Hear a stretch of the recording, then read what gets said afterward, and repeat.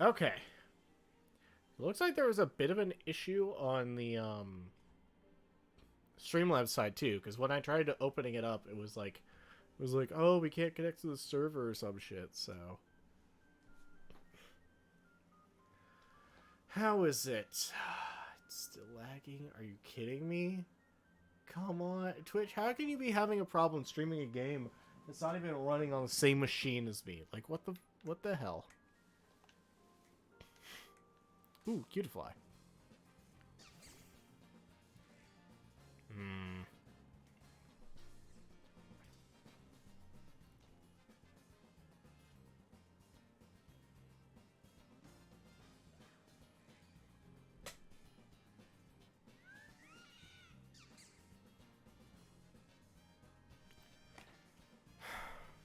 Really, Twitch? Really, you're just gonna like a break now?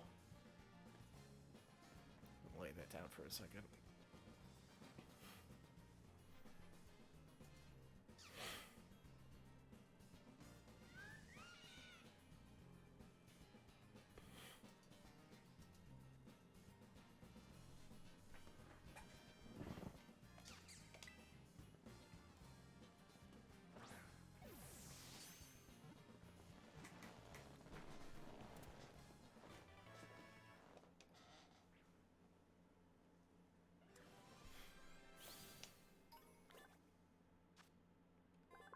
Okay. Is it all working now? Looks like it's doing better.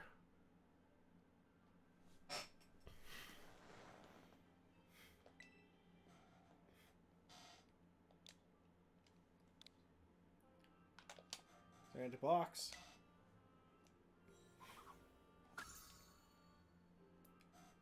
Cool. All right. Let me be right on, damn it. Whooper. Let's go. All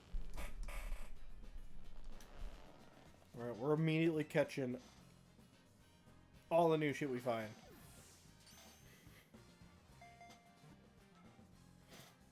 Yes, we even got the critical. We got the crit catch. Let's go.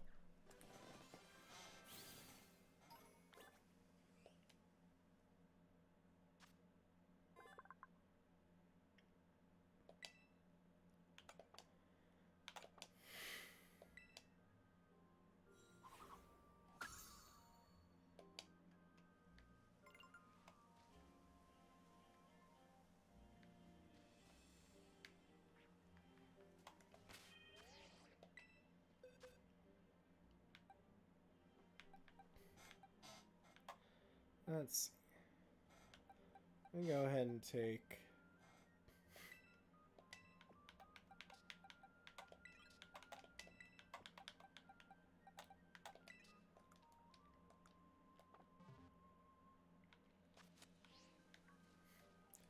Yeah, Poochiana can hang out with us. All Poochiana needs is like one level, and it'll evolve. So we're like in good shape here.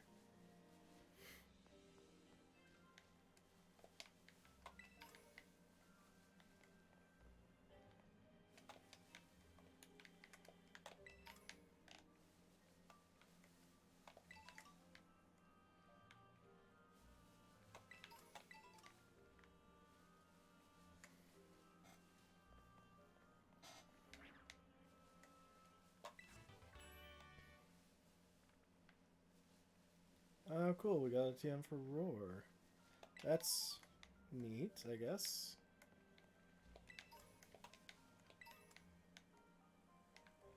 Alright, I think... Looks like all the Pokemon... There's Tear... Hold on. Press L or R. Switch between maps. Cool.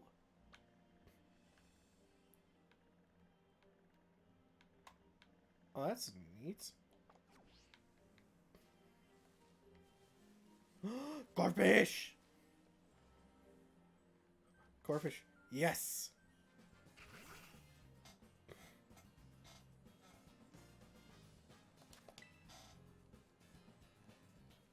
Let's go. We got our crappy boy.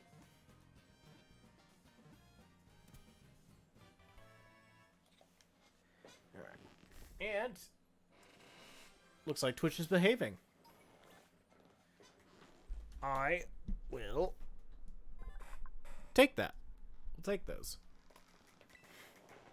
It sucks I had to restart the stream, but, you know. I actually had to not only restart stream, I had to close and restart Streamlabs in order to get it to work, so...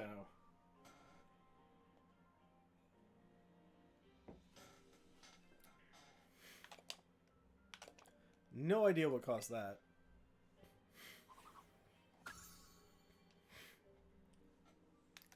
Let's go Corpish.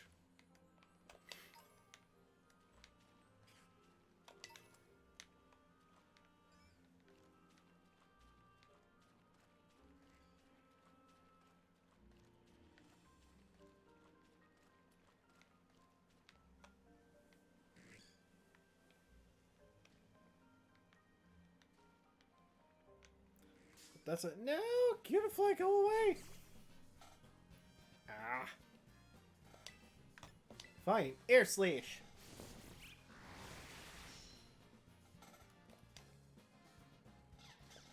Boom, got him.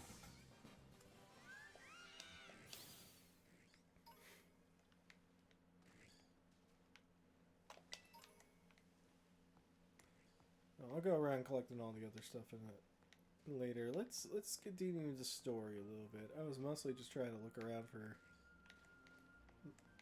the returning Pokemon.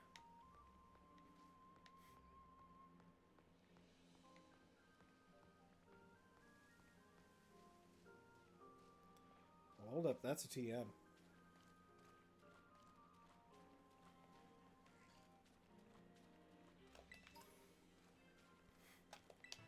Nest Ball, Stricklebug. Okay.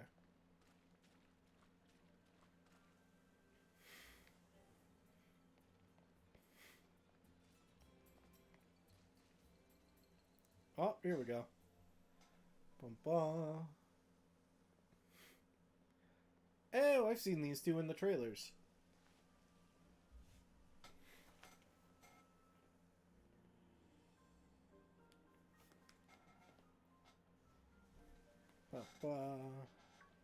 Hello. These look, there's one now.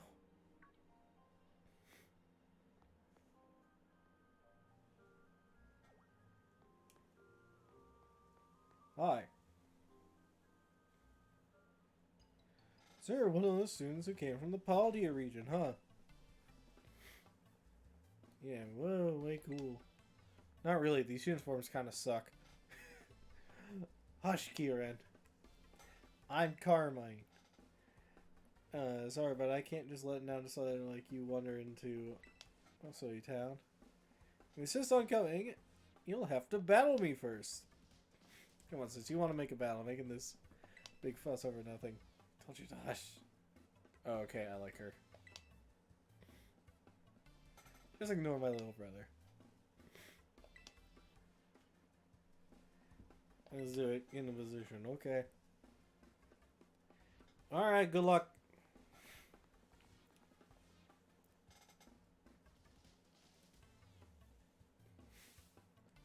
And have some real good fun. Uh-huh.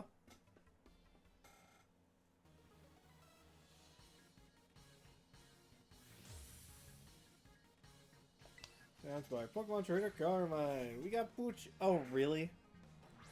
Oh. Oh, I was expecting, like...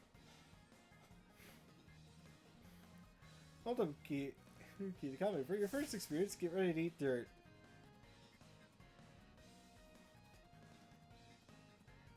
Oh no, you barely train them.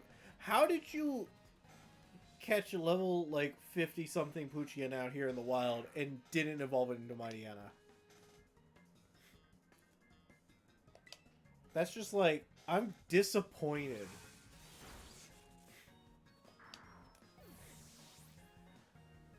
Come on, this is my this is the team I used in my main playthrough.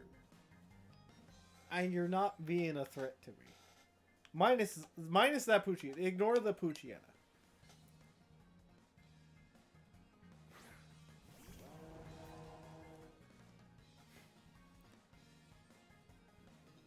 Poltergeist. Okay.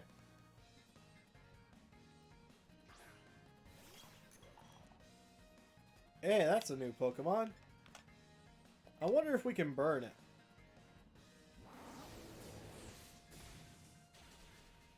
Yes. Cool.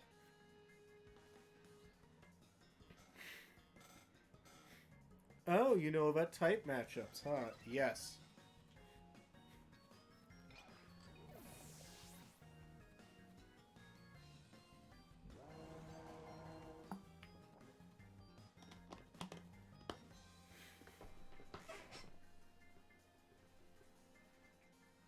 Oh, okay. And then Vulpix, okay. Regular? Yep, it's regular.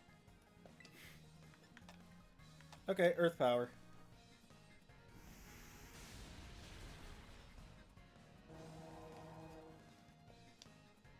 Oh, crit! Wow, that definitely mattered. Oh, come on, that was a lucky hit. I mean, the crit was lucky, sure, but it was dead either way.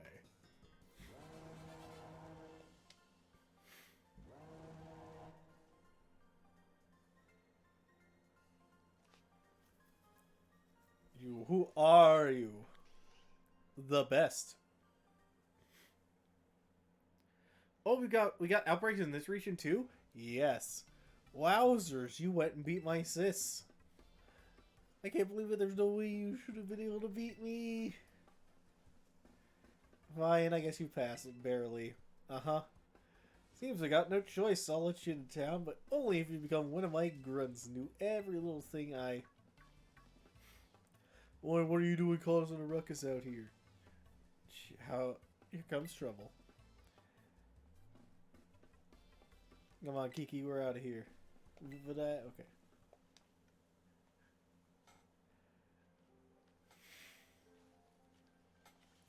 Why, hello there, stranger. You must be one of the students from that Paldean Academy, right?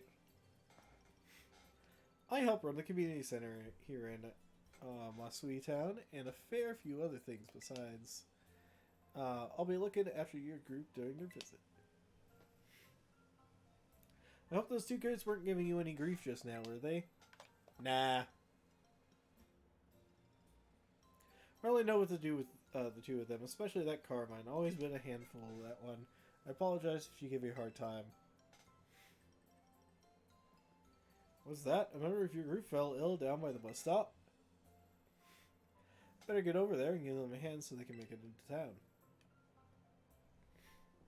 I'll take care of everything. You go ahead and get yourself settled at the community center. Catch up with you soon. Cool.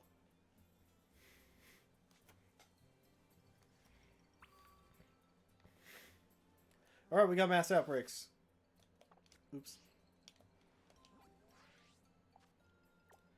What outbreaks we got? I'm gonna, like, try not paying attention to, like, the actual area. We got Spinnerack. Yeah, I'm not gonna try to pay around, or pay much attention to, like... Oh, there's an outbreak of something we don't know. We haven't gotten it in the decks yet.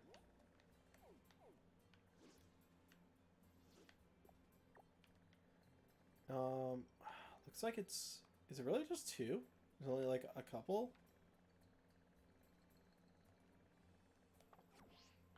Okay, sure. A Swinub. Cool.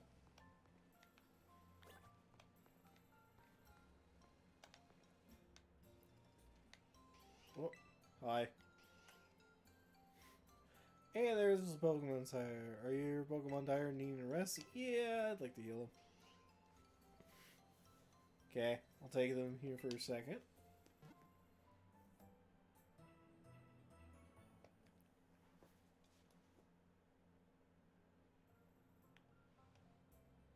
The Wattrel Restitute, yeah.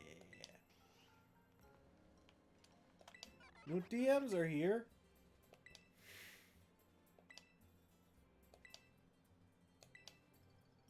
Alright, what are these new TMs?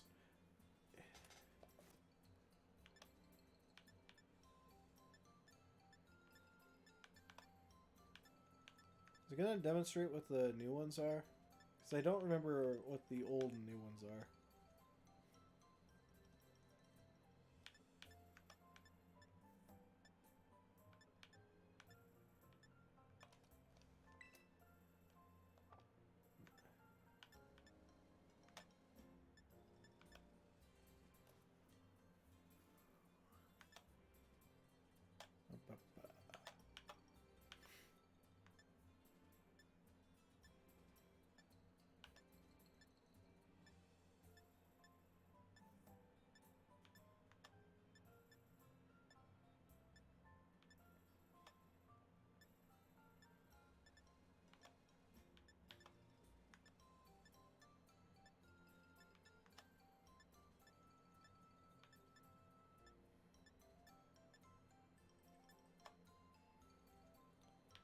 Fire fudge. I feel like those were already there. Oh yeah, I guess I could tell. I could probably tell if I have some of these based on whether or not I have them in my bag. Although I feel like these were already there considering I have multiple ice punches. Hold on.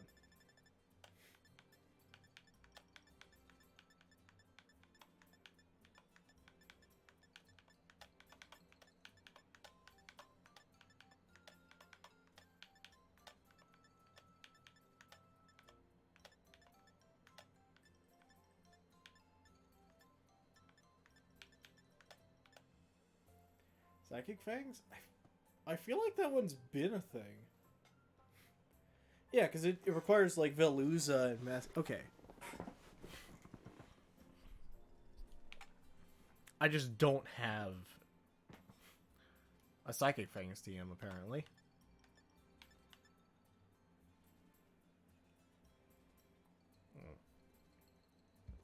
Same with Fire Puncher. I guess I just, like... don't have those. Yeah, Dream Punch was definitely a thing.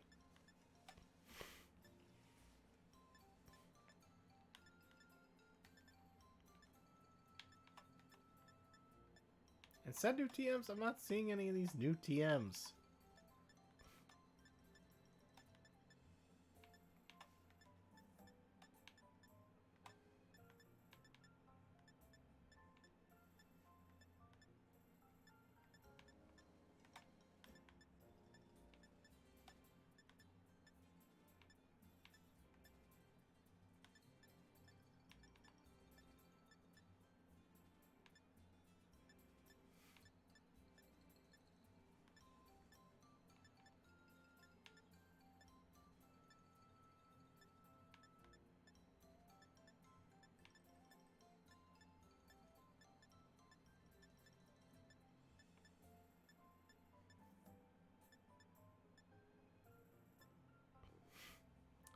Oh, is this all the new stuff?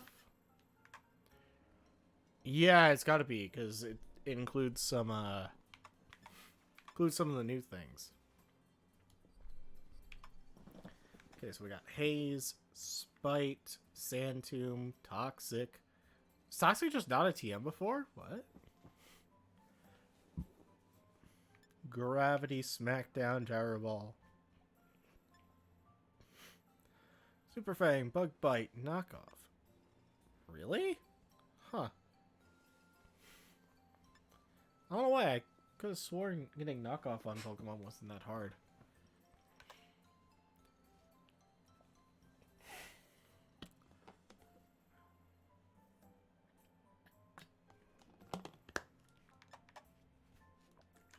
High Horsepower, Heat Crash, Scald.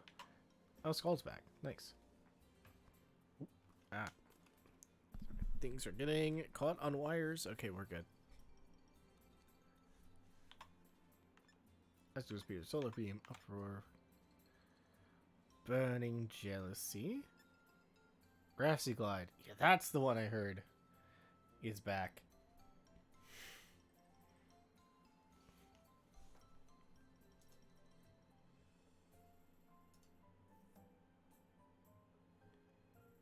Ah, I was told it was 60 base power. Apparently that's not the case. No, 55 base power is still not bad.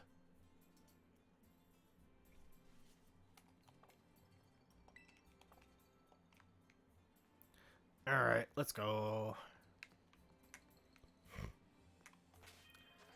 Also, if I want to, like, speed up evolving new Pokemon, let's just go ahead and... There we go. Come on, Pooch.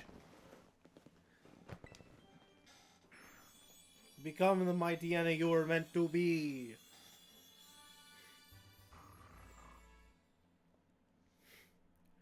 Yay.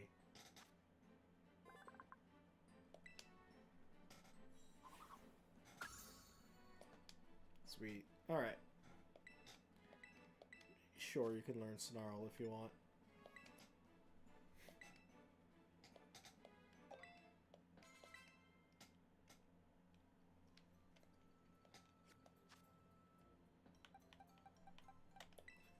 I forgot. What's your,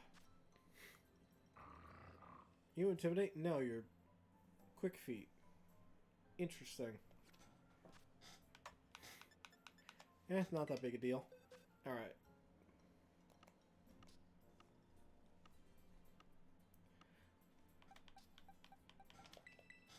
I'm kind of nice with the new stuff if we could, like, get more boxes. But, oh well.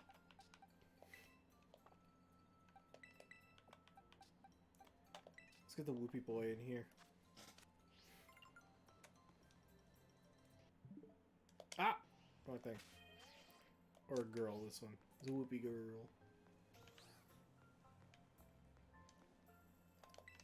Still can't ride and ride on here. That makes me sad. Oh. I just ran past the cutscene trigger. Okay. This way, everyone.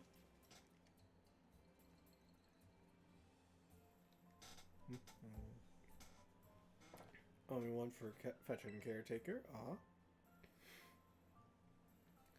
the travel buddy is feeling much better now. Alright, everyone, this is the community center. This is where you'll be staying while you're here in Kitakami. The plan was to have you and the students from Blueberry Academy stay here together, but it turns out this space is going to be all for you. Cool. Alright, those two kids were originally from this town, weren't they? Well, then you go. Don't be shy. Okay.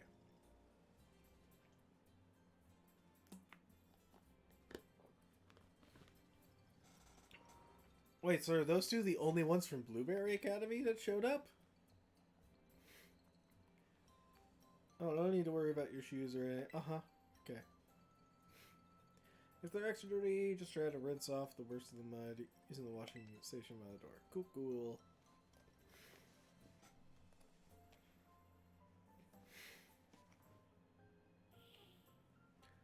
Nice and clean inside, don't you think? It's all newly built, so it's as good as anything you'd find in one of your big fancy cities. This here is the lounge. You can watch TV, chat, relax, whatever. Cool. Let's see, over there is a cafeteria. Toilet will be that way. Cool, cool. Want to get some sleep? Please use the doors down the hallway. Yeah, cool. That about covers it. Alright.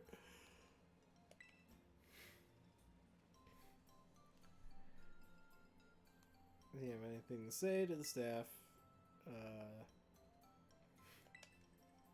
Cool.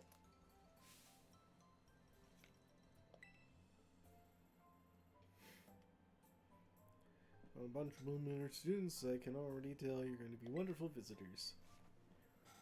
So you just think of this place as your own home, away from home, and relax. So I'll be tired after such a long day. Now it's a bit early. Why don't we dinner then call it a night? Alright, got plenty of food ready for y'all. So I hope we're... Cool, cool.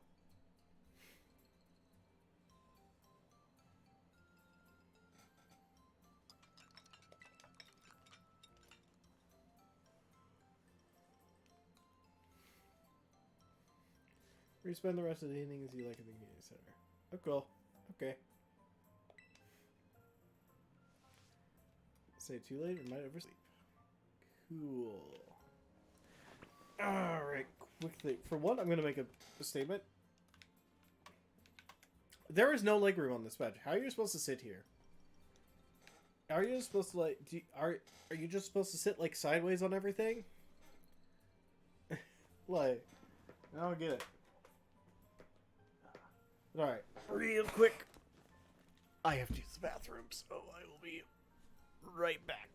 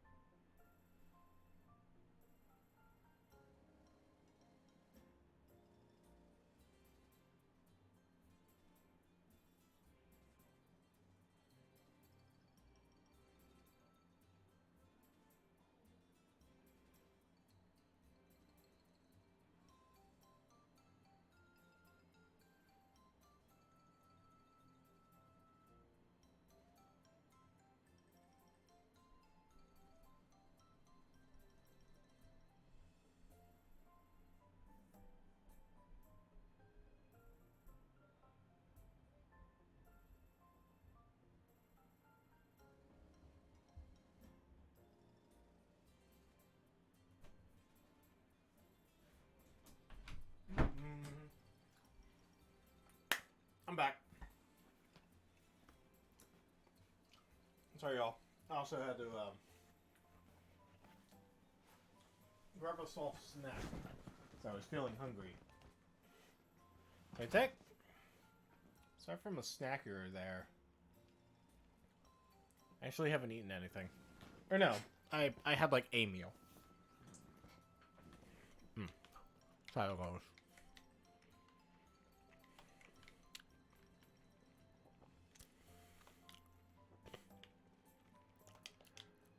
What is... bathrooms, things. Hi. Welcome, dear Polya student. We provide a special service to visitors here at the Kitakami Community Center.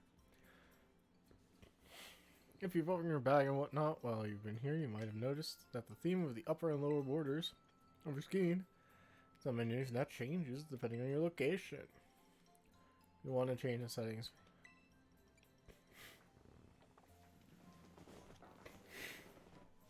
Alright. Hope you enjoy sightseeing around Kitakami with your current settings. Blueberry students will join us tomorrow. Alright. Yep, let's do it.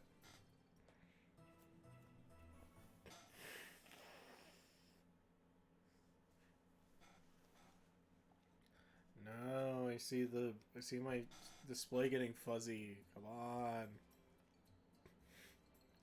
Morning everyone, did you sleep well? Starting today, you'll be joined by our 2 students from the Blueberry Academy.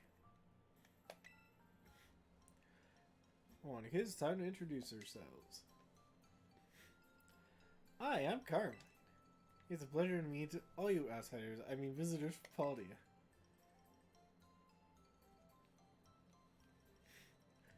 Hey, I'm Kieran. Everybody, Kieran actually grew up here, so ask them for help if you need anything. You two had better be of real help, you hear me? Aye aye.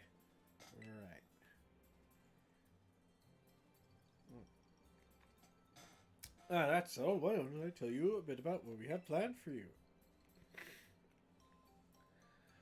This school trip of yours will be an exercise in orienteering. First, we'll have you split into pairs, then each pair will be tasked with finding 3 signboards located around the land of Kitakami. On each signboard, you'll find snippets of an old folktale passed down here in Kitakami. Read them all and learn a bit about our home. To prove you've completed the task, we ask that each pair take a snapshot together in front of these signboards. Okay? Take a photo together in front of each of the 3 signboards. Complete your mission. It's a self-guided tour of Kitakami and learn all about its history. Okay. Much more fun than sitting around and listening to me ramble on and on, eh? Wonderful. What an innovative idea for a group activity. Sure, I guess. I got a gift for each as well. Okay. The Roto Stick. Okay.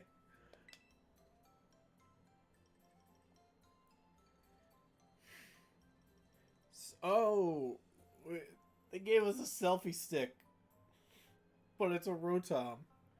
It's a Rotom. Okay. Sure. It's the X button while the selfie mode to use a Roto Stick. The Roto Stick adds some extra distance between you and the camera. Cool.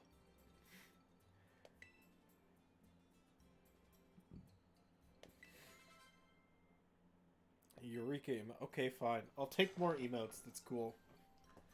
It's real rad. And we're that one of the goals of this trip is to deepen the ties between our 2 schools.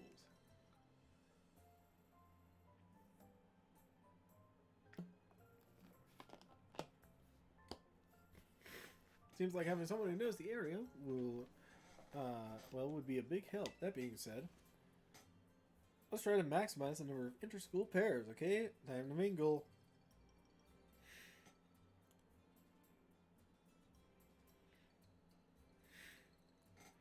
Okay.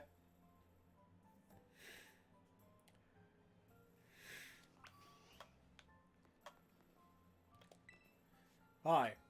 Oh, man.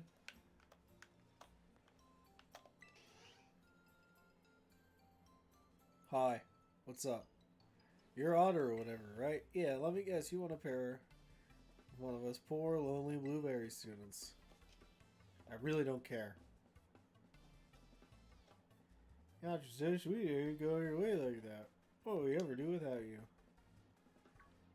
That's all. My little brother here has been all googly-eyed over you since yesterday. I wouldn't stop talking about you, even at home. I seriously couldn't get him to shut up. He's wearing uh-huh. That's good for uh-huh. Look at me all shy. See, my brother's no good at talking to people. He probably never work up the nerve tasking himself, but he'd really like a battle with you.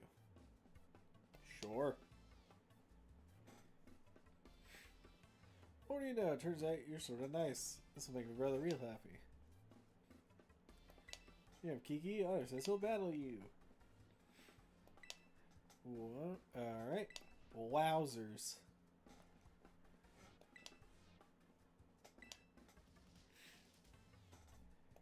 I got this. You really don't, but I'll give you a chance.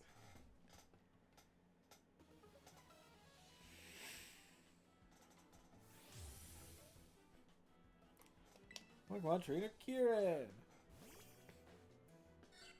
Oh, cool.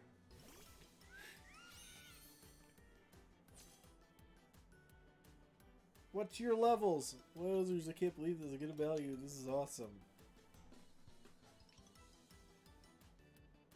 Please, let me know what the level is. 59. Cute. Okay. Thunderbolt.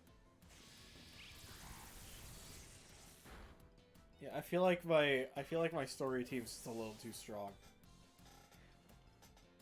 But I really don't want to go through the effort of like coming up with a backup team.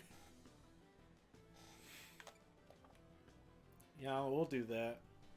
I'm not gonna be switching out Pokemon.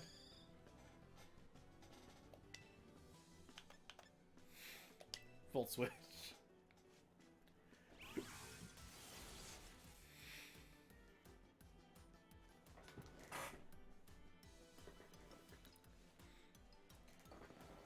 You guys have got a lot of weaknesses. Uh-huh.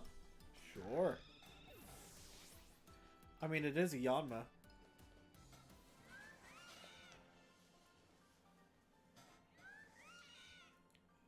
Oh. You only had 2 Pokemon. Oh, my bad. Oh.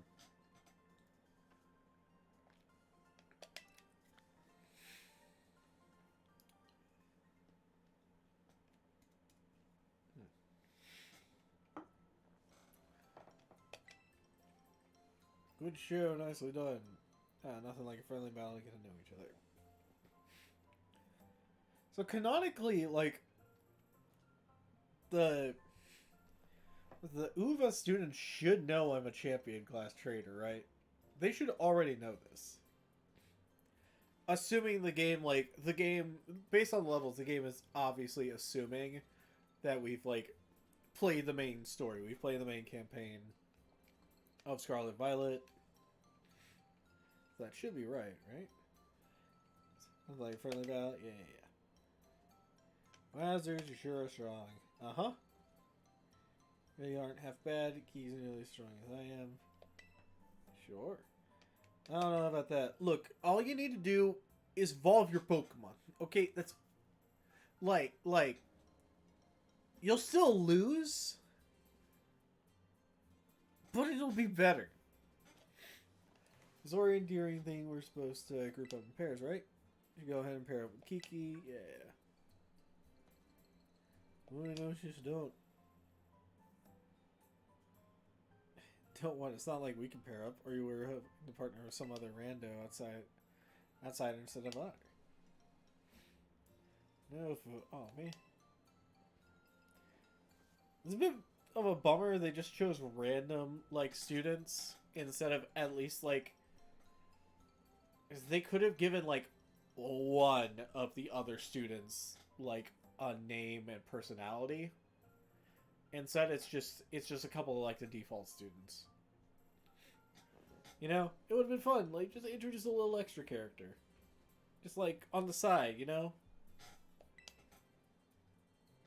But I guess that's just how it is. I'll go find some chump to pair up with too. Watch out for my little bro. Yeah. I don't know, like, what if we got to have Arvin with us? So we've all paired up. Go ahead and keep going. Yeah. Alright, off to explore and when you find yourself in need of Pokeballs, go to Peachy's. Cool.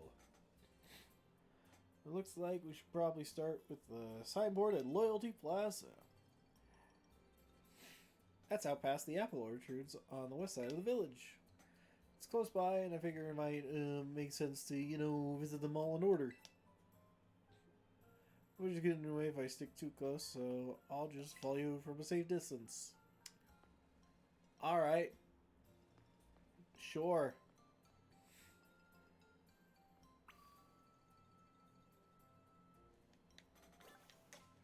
Cool.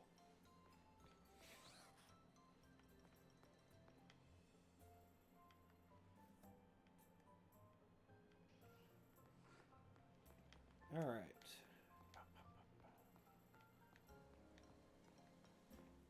Well, let's go ahead and find. Look at it. You, hi. What you doing with that special looking Growlithe? Yeah, parts of this DLC were running at like half speed for me. Okay. Okay. I know there was some like stuttering on Twitch's side, and I kind of noticed some like stuff in the game itself, though I was more worried about the Twitch side. Well, where'd you come from? I didn't even notice you there. Anyway, you are... Wait, no, don't say anything. I want to guess first. You're one of the students that came here from the Paldia region on a school trip. Yes. Yeah, small town news tends to spread pretty quickly. Name is Perrin, by the way. I'm a traveler with a bit of a thing for photography. Cool. Hey, here's my bud. Growlithe. Doesn't a little horn on his head make it the cutest? Growl.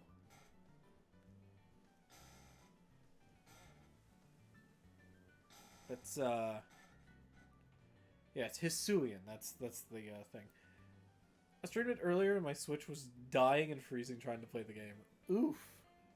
That's rough. Do you have Scarlet or Violet? That's my big question. Because on my experience so far, Violet has had slightly better performance than Scarlet for some reason. I think the usual guess is the frilliness of, yeah, Violet? Okay. Yeah, I haven't been having much of an issue, though. That sounded a bit weird, but we already take a photo. Yeah, sure. You're always this open with total strangers. I guess technically, me answering yes, isn't that just me saying yes, it is weird? It is weird to just suddenly ask if you could take a photo of me.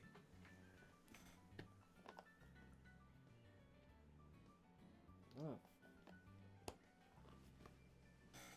In like 2-second pauses, I kept thinking the game crashed. Oof. Let's see. I think I currently haven't been having that issue, but let's...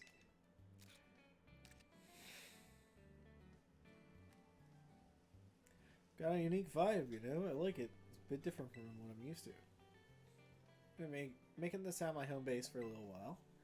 Why don't you focus on ramping up whatever you got going on for now? I'm safe if you're out, I'm registering on individual Pokemon. Okay. Our little Hisuian Growlithe. I do need to hurry up and, like, set up a Pokemon home so I can grab some of the Hisuian Pokemon from Arceus. Please. Yes! We got our boy.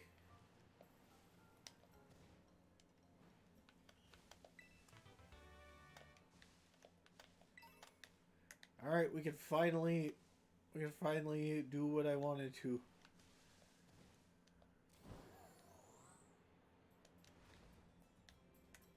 Sweet. Alright. The game just northwest of me, or the area just more northwest. The game was like half speed. The bike boosting was the speed of normal running on foot. Oh god.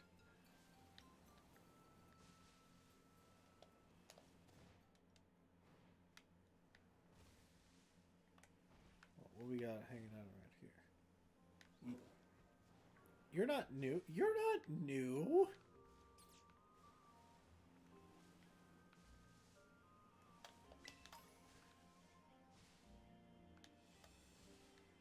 Sentret!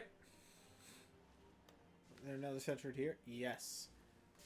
Get over here.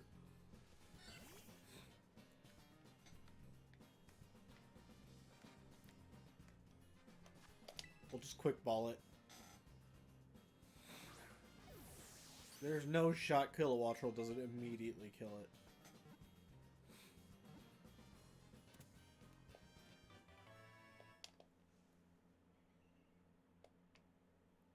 Also, the Pokemon are supposed to be like level 50-ish. I was finding random level 12 ones. Weird. That's odd. I find it funny. I was like, alright, you know, I went and I grabbed my team I was using for the story. And then I realized they're probably a little too strong for this. Best rap.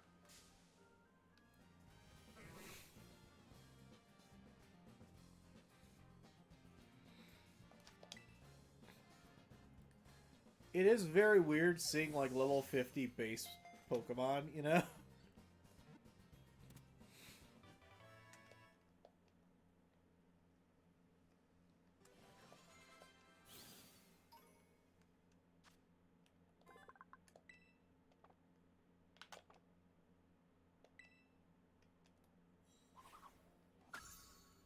Sweet.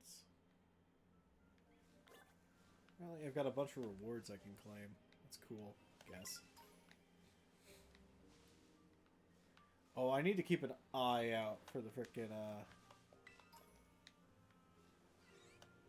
Oh, I Pichu. Gotta keep an eye out for shinies. Ekans. What up, Snack? Intimidate? Dang. Good for you. But I'm gonna catch you.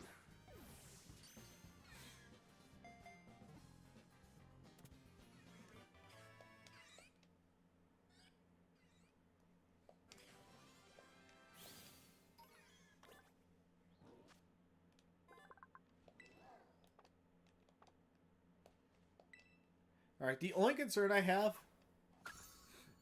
is running out of, like, box space, you know? We only get, like, 32 boxes. It doesn't look like the addition of the DLC stuff is, doesn't look like the addition of DLC is granting us any new boxes.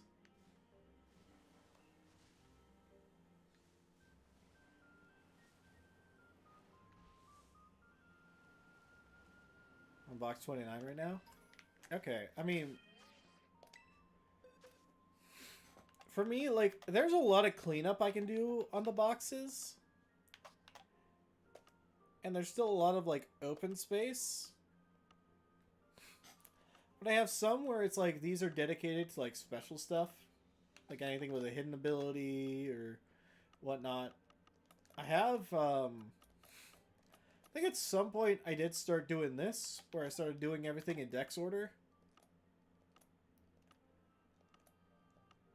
But I haven't updated it in, like, a while. So I was also making room for, like, variants, like these.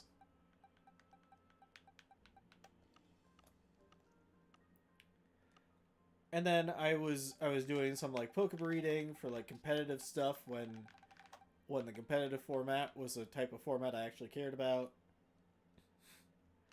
And then just, like, a bunch of, like, the Terra Pokemon. I don't know what this is. Yeah. Anyway. Yeah, apparently I have a bunch of dittos here. I don't need most of these dittos. I have the dittos I want.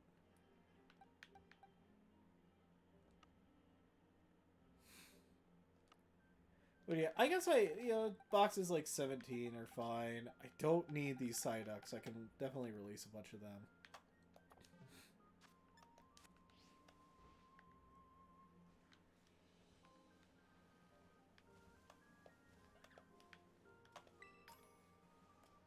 I got both our teams have a Clodsire, Kilowattrel, and Skeletor. Yeah.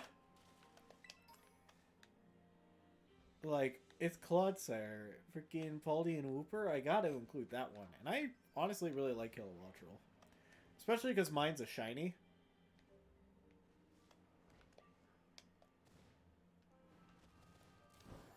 I went and got myself a shiny Kilowattrel. Which it's been fun.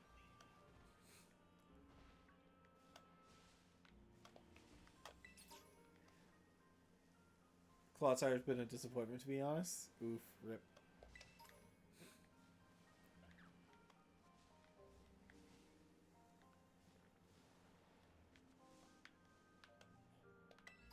No, I just want the apple. Okay, cool.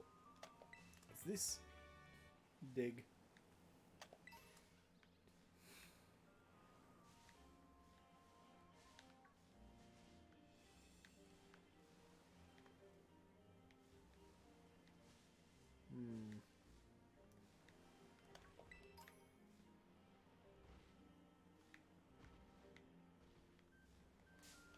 Ah, no!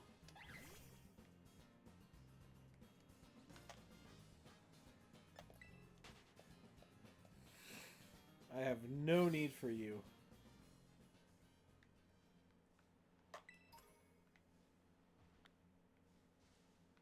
What? There's more mass outbreaks? They're rotating like really fast. What the heck? Rockruff? Heracross? Lucario? What? Some...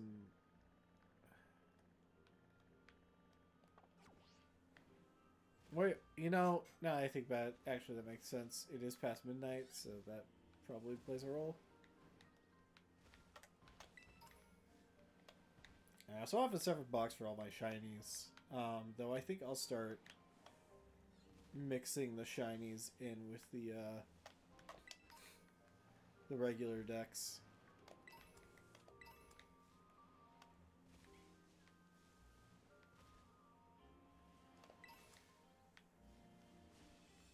Low speed is one thing, but his attack is kind of bad too. Fair enough. Yeah, Cloudsire's done enough work for me in the playthrough itself.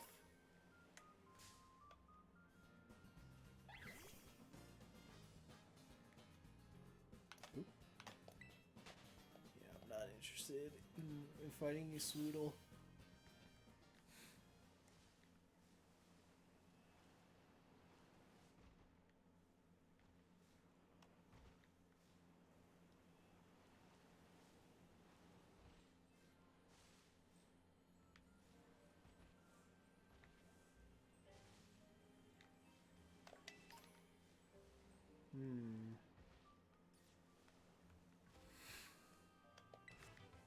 What we got? Bug Bite. Neat.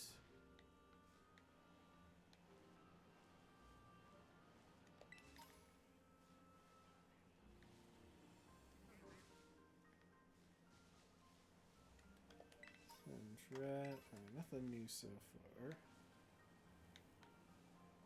I almost ran right into that Spinnerack.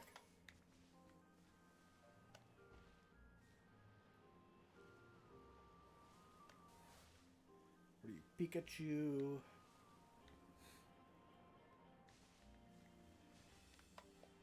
Hey, you want to fight?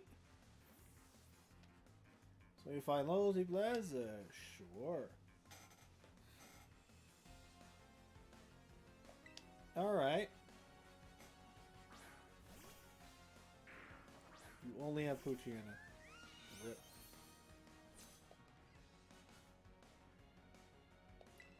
you've got like one more thing. Okay.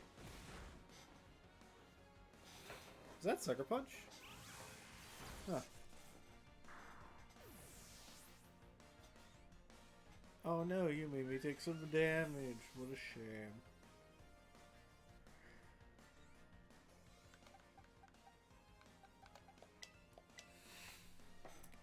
Let's go Freon.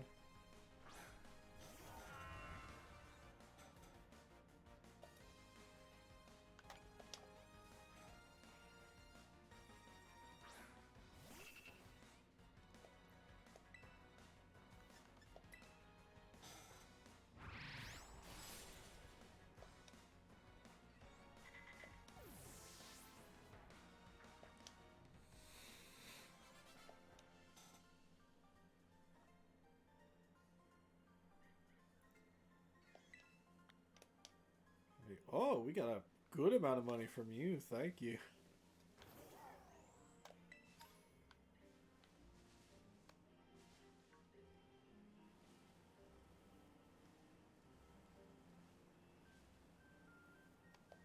Okay, I'm set to a little bit of lag when I put the camera up like that. Loyalty Plaza.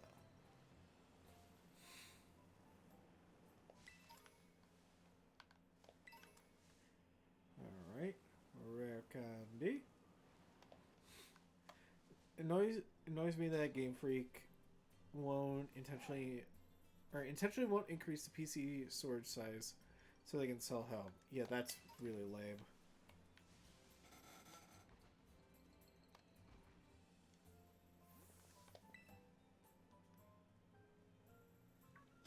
This is the first signboard.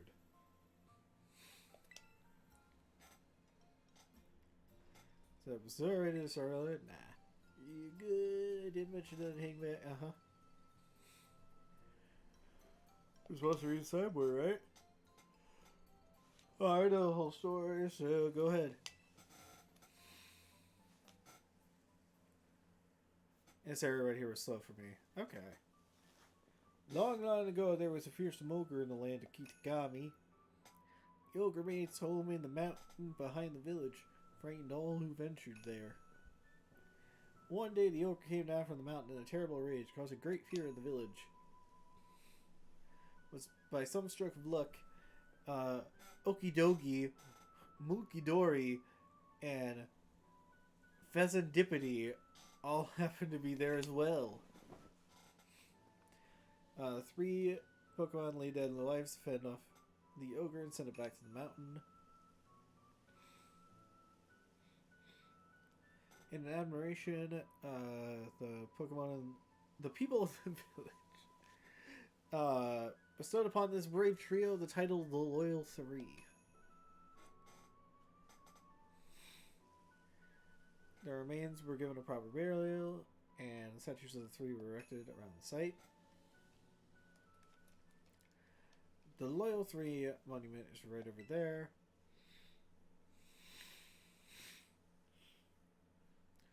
Don't you think the ogre in that folktale sounds kind of cool? Sure. Alright, I knew you'd get it. I was up against three whole opponents at once, battling it out all by itself. Wowzers, that's so cool. Well, I guess most people would just think an ogre like that is scary, huh? Eh. When I was little, I went up into the mountain so many times a night all on my own. I never once met that ogre. One scary thing that happened was the grown-ups gave me a real earful about it. So yeah, we're supposed to take a photo for... Uh-huh. I don't have a smartphone. Could you? Sure.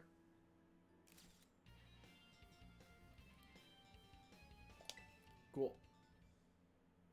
We did the thing! Yay! That turned right. You're even good at taking photos. Wanna try?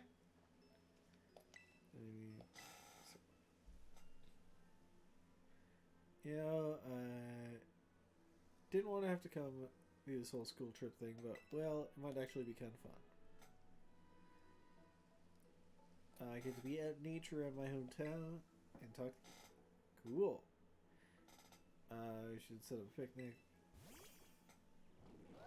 You said this. You said the S word. You said the S word in a fucking course. Maridon has to come out. Now, what is that thing? Some kind of kaiju? This is my ride. It's called Maridon. Get it? Because we ride on it. Maridon? You ride on it, huh? I've never seen another Pokemon like that. And seriously, it comes out whenever it hears the word sandwich.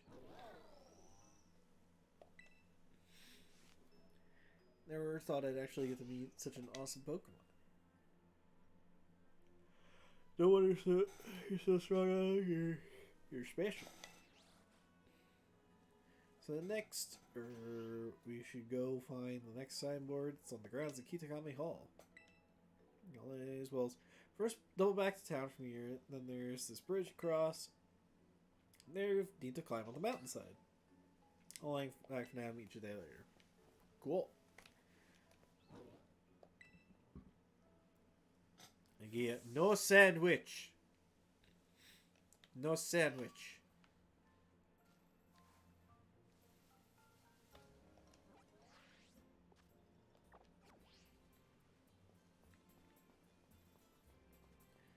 All right.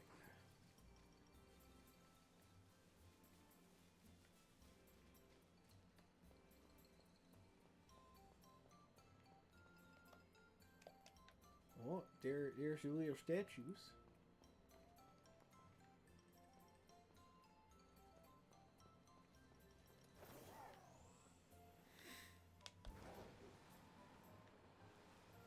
Okay, well, thankfully, I'm not running into much of the slowdown for this area.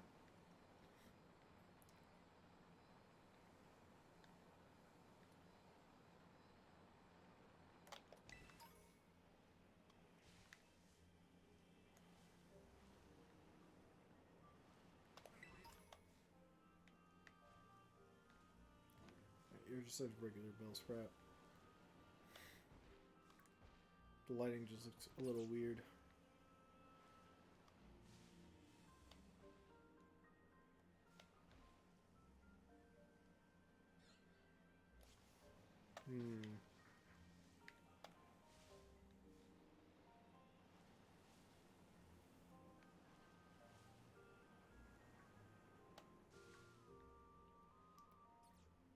I already fought your kind. Well, we'll see.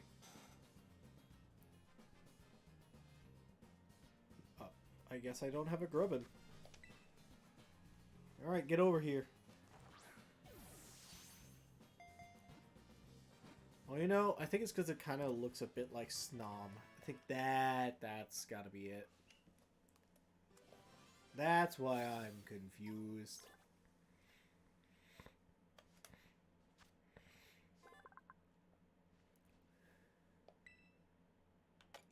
No.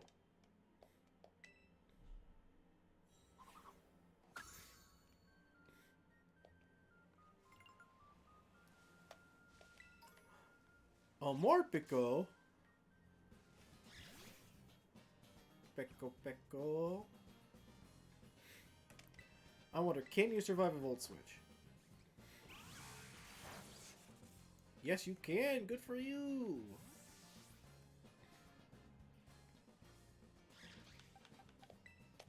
Alright.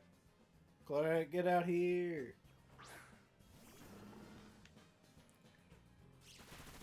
Look at it.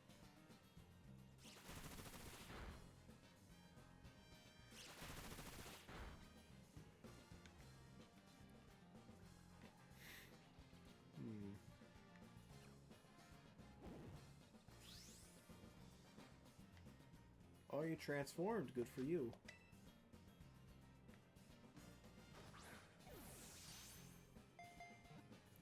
Why did I use a quick ball? Well, it worked. Okay.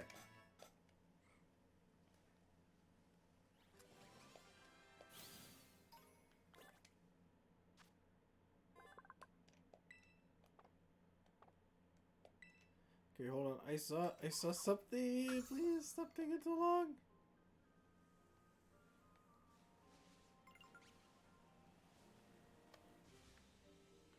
That's just the evolved form of the Grubbin I have. Hi, Mighty Anna. What's up? You gonna come over here? Alright.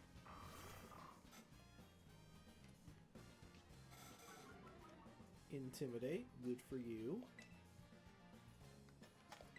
Thunderbolt.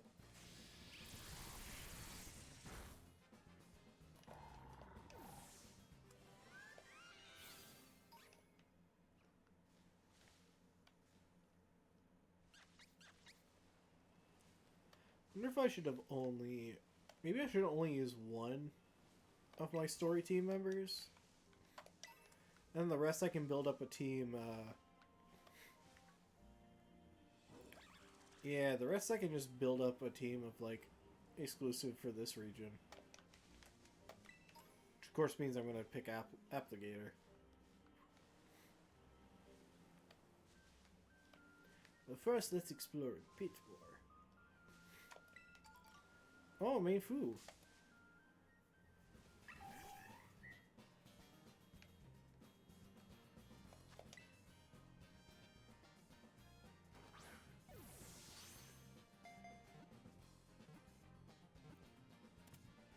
Cool. All right. Let's go ahead and set about doing this that I want to do.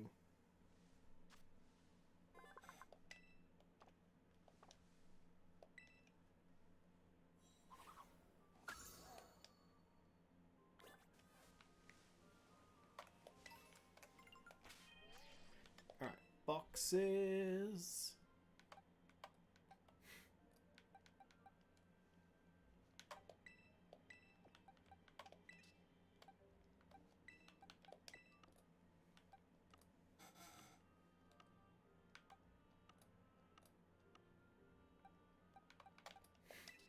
Here we go. Okay.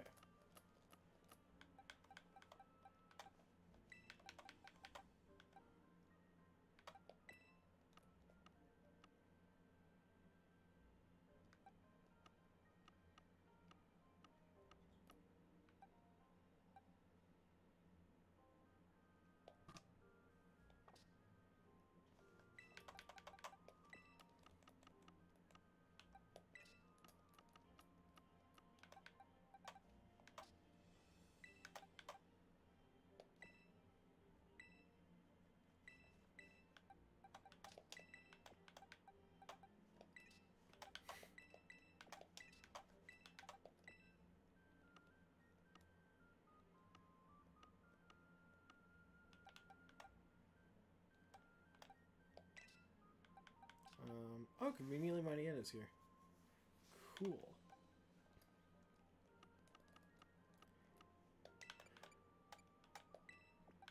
Alright. Zapakuna, you can hang back. If we face a real challenge,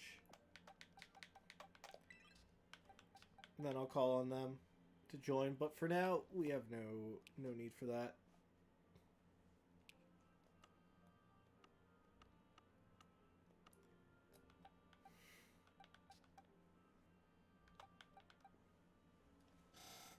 Go ahead. I feel like I want a different...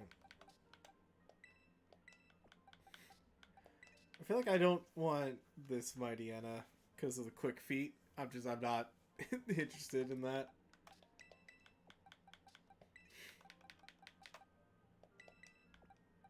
Let's go. We got more Pico. Pico. I'll have Mindfu on the team for now.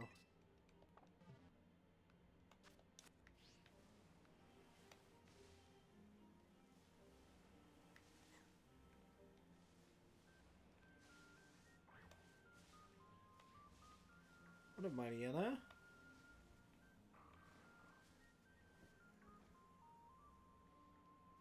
There's Mimikyu over there.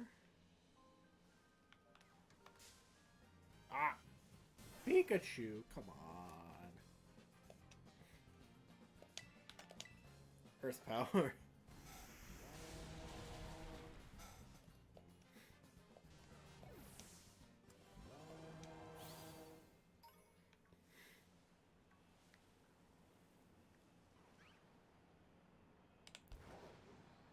It's up here on Oni Mountain. Hold on.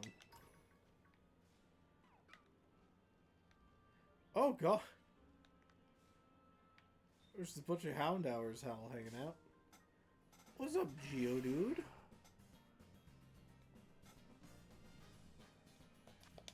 That's what I thought. I haven't caught you yet.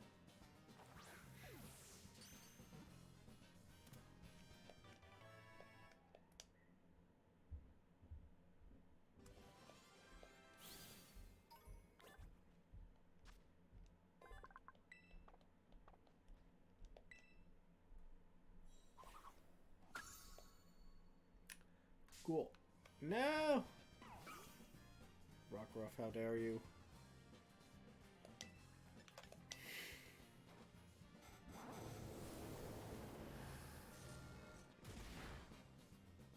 Let's see, I think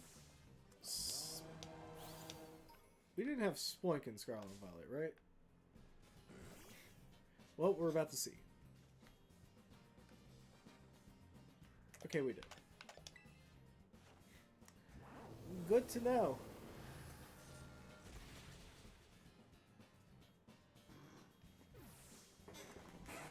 Ooh,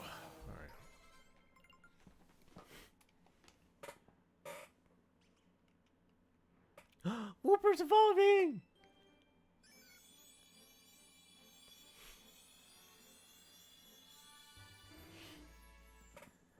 Let's go!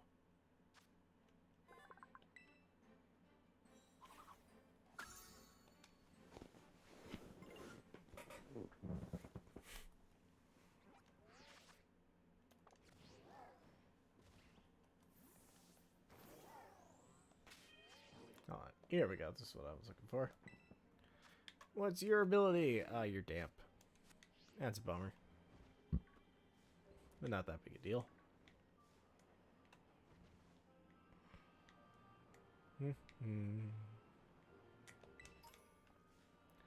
We've had Bronzors before. That's not a big deal. Okay, Luxio. Yeah, we've had you before.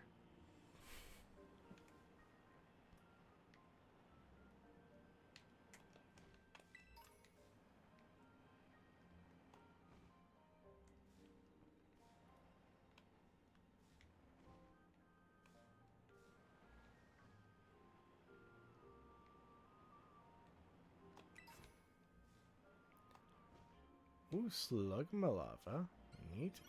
Jingling, I don't think we've caught you before. Nice Pokemon. Yes. Started this few days.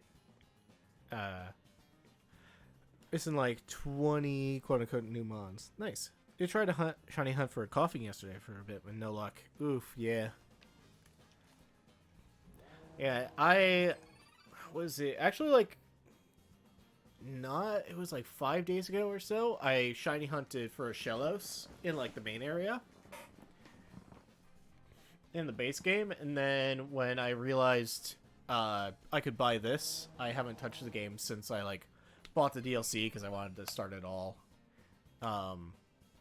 like on stream.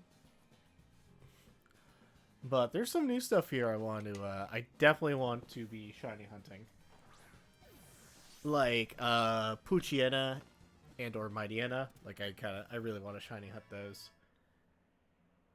It takes a while if you don't have the right tools. You haven't touched the game since I bought the CD when it came on sale. Yeah.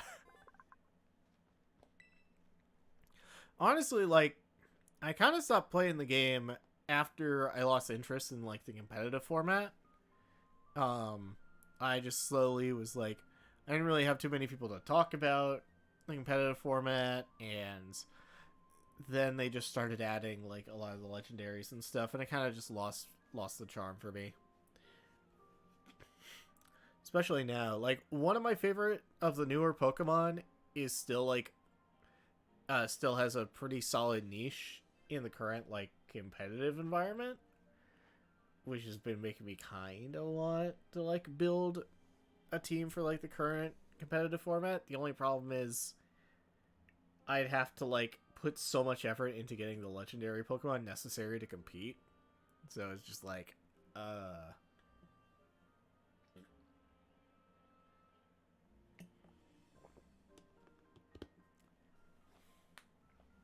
you know, it's one of those things where like I'm tentatively considering maybe building a competitive Pokemon team. Let's see. Just want to make good Raymons so I can get her Mystica to Shiny Hunt. Fair enough. That's totally reasonable. I've got a couple of good Raidmons myself. I have like a I have a Belly Drum Huge Power Azumarill and a Belly Drum Hariyama. And those are like my two best Pokemon for raids. Then I have a handful of other Pokemon that are like decent for type matchups. Yeah. Oh, cool! I haven't caught up with picks yet. Azumarill was broken as fucking raids at one point. Yeah, I can imagine.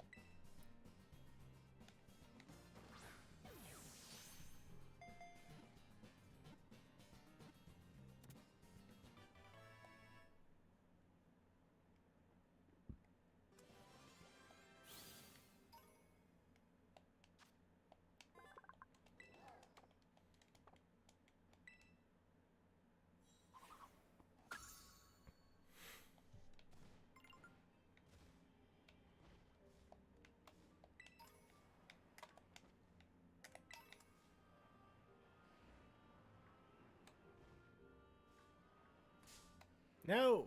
Houndour, get out of here. Want a Snorlax on your team so badly, though? Ooh.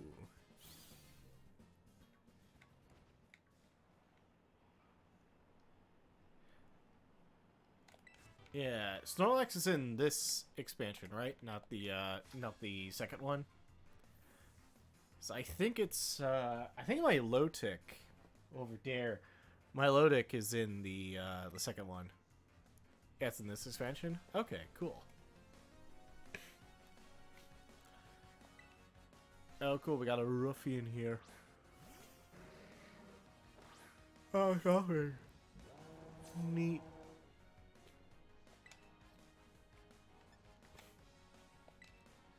I'm gonna Shadow Ball it.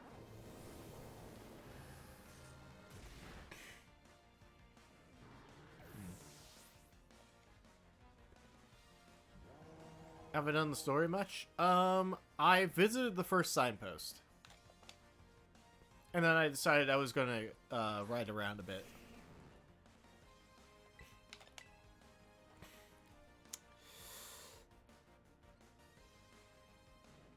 I don't know why.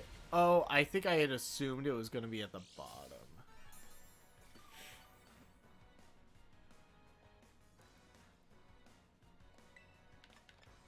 There we go. I forgot my selection was going to be on Shadow Ball, so I flicked up, expecting it to go from Torch Song to Earth Power, and that didn't happen.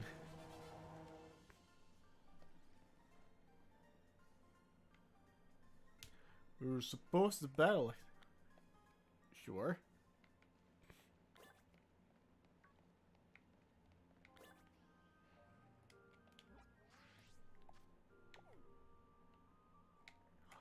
Oh! Oh, that's what that was over here. There's a Morpeko outbreak.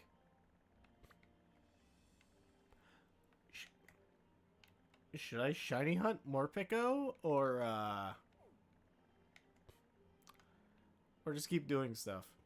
They talked too much at the start of DLC for my taste. I just wanted to go catch mods. Fair enough. Very fair. Especially because it's like, I don't know, they're talking, but it's all just text, so it's like, why do I care? You know? They don't really do enough to make me care.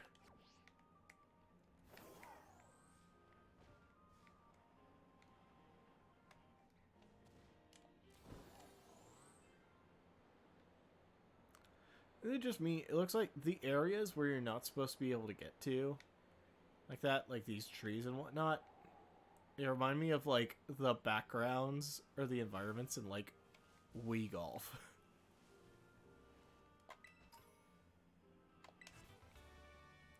We got Fire Punch.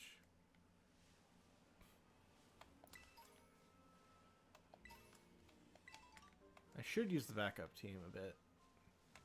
Considering I took the effort of moving everyone. Oh, Nose Pass. I Nose Pass. Let's see, I don't think... Oh, Apalm's new too. Shiny Morpeko not worth it, IMO? Okay. Oh. I need to stock up on Quick Balls. I really do, because I'm going to be running out of these soon.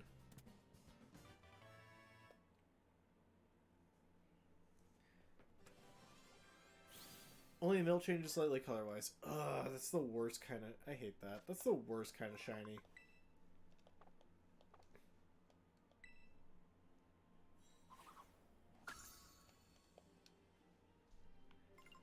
That's a bummer. A bomb.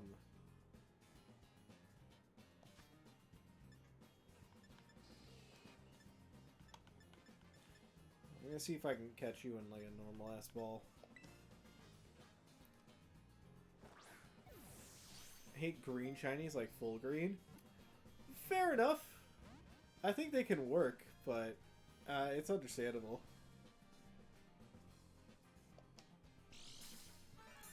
Use last resort. Ah, too bad. I think some Pokemon can work as full green shinies, but I can agree. Usually the color green for the shinies looks wrong. Like, I don't think shiny Espeon looks that bad, but I'm not the biggest fan of the shade of green that they picked. You know, it's just, it's too like neon green.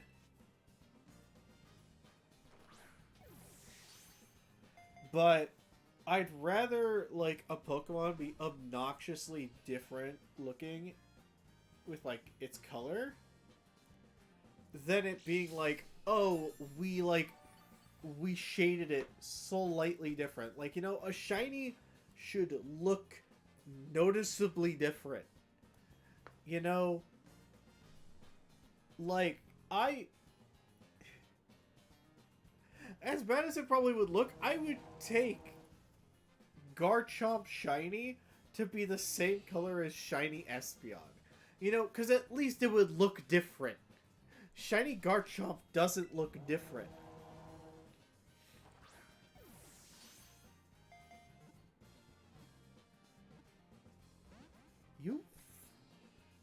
You what?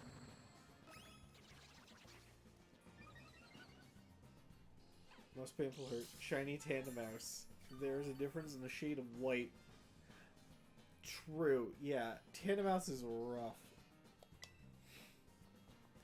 I remember. Okay, one of the shiny hunts I had that was the hardest to do was it was like Capsin or whatever. The base form of Scovillain. I shiny hunted that thing without I didn't have the shiny badge. And like its shiny is yellow and it blends in with the desert so hard that it was like I had no idea if I was missing one, and then I finally found it. And the only reason I found it was I saw like a couple little black dots moving along the sand, but no body attached to it. I'm just like, that has to be it. And so I just barreled into the thing, and it was like, it was a shiny. And I was like, oh, thank goodness. You know, I found it. Well, I should just be rolling this quick. That'll up the catch rate.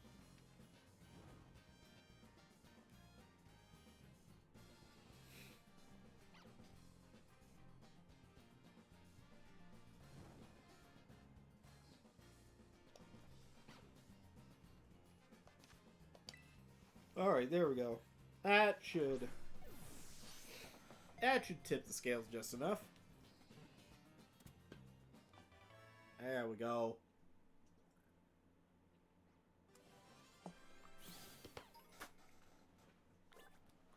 That's what I like to see.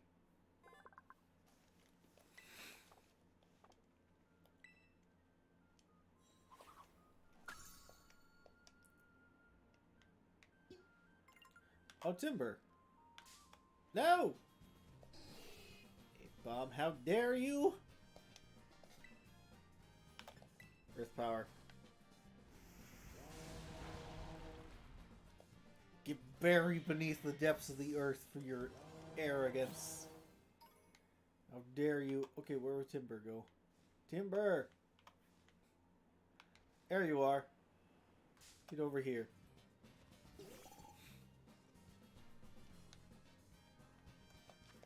Cool.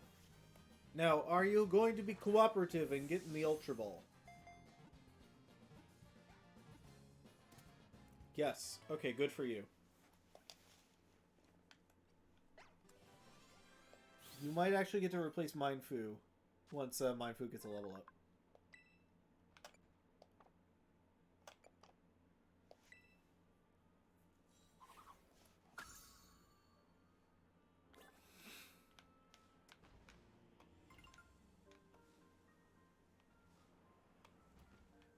Is that... Oh. Ayo, Munchlax! What you doing? You want to get in the ball? I might not hold a grudge for the Munchlax from Pokemon XD. If you cooperate and get in the ball.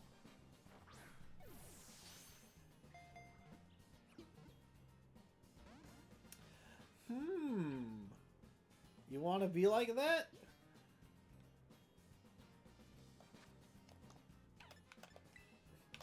Okay, I'm just gonna say this might be painful. Nose Pass and Probo Pass are some weird ones, and I think the Japanese were aiming at some stereotypes of Probo Pass. Like they had to. That can't be an innocent mistake. That is, yeah, Probo Pass seems odd. Like it seems weird. I'm pretty sure that's supposed to be like what, Iron Sand or something, Probo Pass, but like there's something weird about. There's something sus about that design. Probo Pass with the nose and mustache and the hat. True. Could it be like a weird Easter Island statue mixed with Mario? Because that would be funny.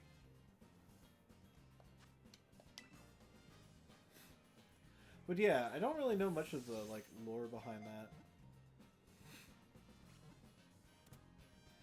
There we go, we got the Munchlax.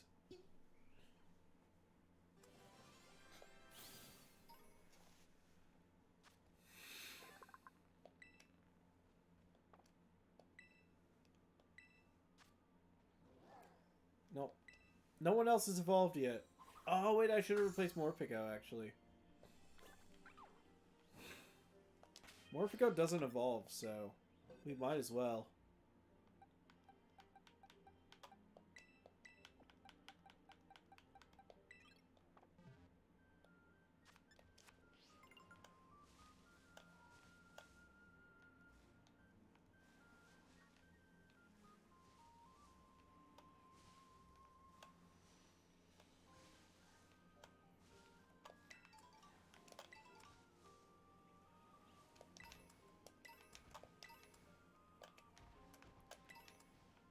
Squelbit? Have we caught a Squelbit? I don't think Squelbits were a thing in Paldea.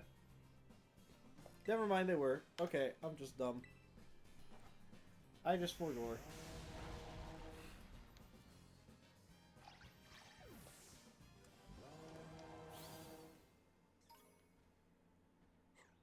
Why does Mindfu look like it's...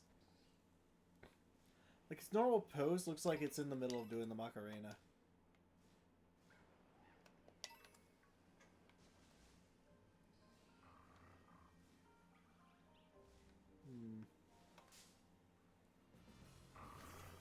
Oh, hi, Mighty Anna.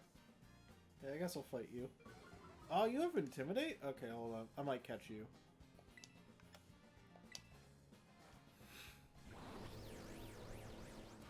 I might catch you. The other Mighty Anna I got had Quick Feet. And I'm just kind of like, it's meh. Play rough, adorable. And a crit, too. Wow. You really showed me.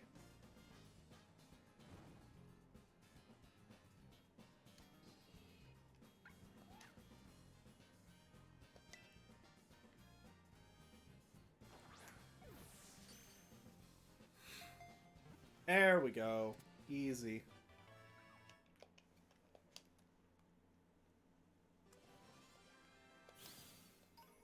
Oh, Centra's almost there for levels.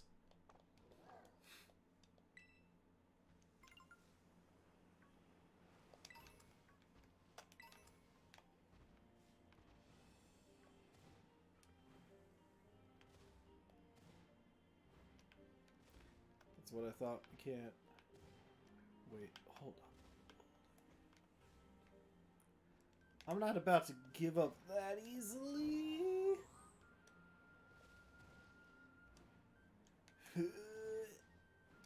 Come on. Damn it. Time to break the game. Yeah, let's do it. Ah! Let me out.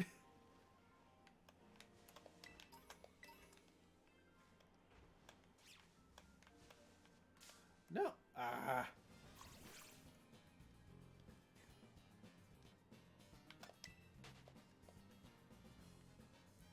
Oh. Usually, like, Pokemon games, I'm not too interested in, like, speedrunning for them. But I have recently learned about some tech.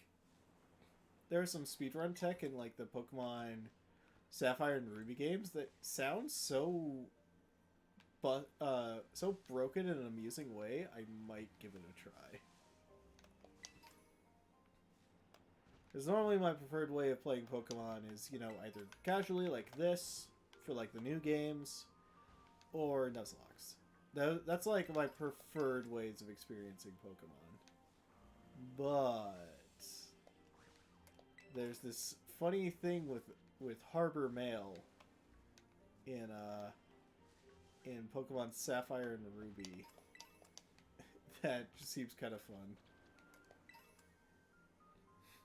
But there's a way to glitch through the invisible wall, because the game's so janky anyway. Maybe, yeah. I know there's there's a trick you can do to get past, was like, in the main game, there's some, like, barriers put up in, like, the roads and stuff, and you can use,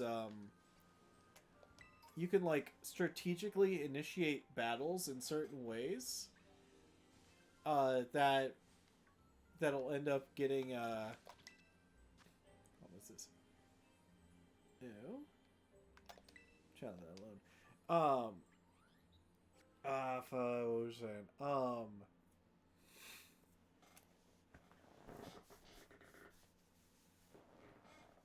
Crap. Oh yeah, you can initiate battles, and you know your character will always jump back. So you could do that, and they'll just jump back, and when you end the fight, you'll be on the other side of the barriers.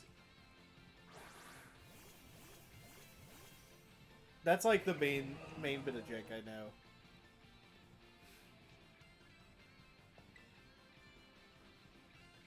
Is that a white stripe basculin? Torch song. Oh, they fixed it, but when this was released behind the school, there's this rocky area that you could glitch into the school. I found that by accident. Oh, nice. Oh, find the effects and abilities. Cool, good for you. Alright, you're dead. That is White Stripe Basculin. That's the one that can Basculegion. Yeah, I'll catch it. You get it in a Premier Ball. Though honestly, I could just get a White Stripe Basculin from Arceus and use the like free one box you get from home to move it over. But we'll go for with this one for now.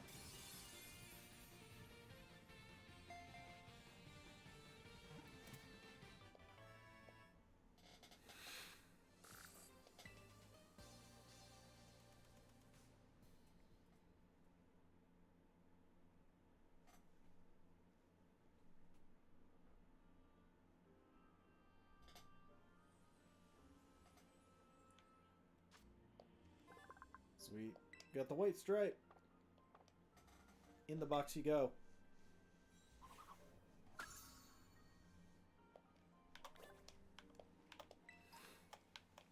Oh, that reminds me. Hold on.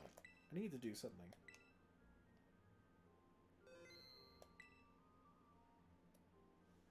Oops, I hit the wrong button.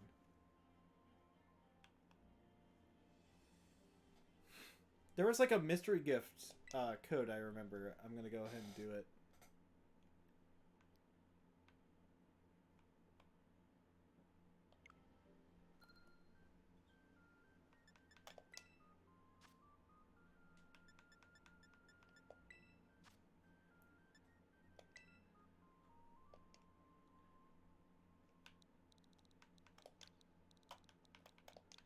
I think it was this.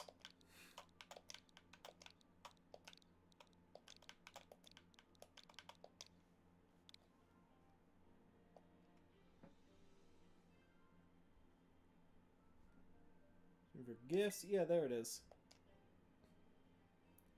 I don't know what's so special about this Titan, but you know.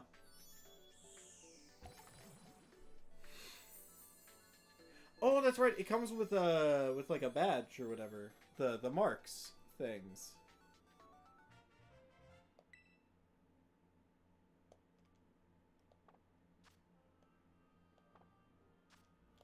Cool. There we go.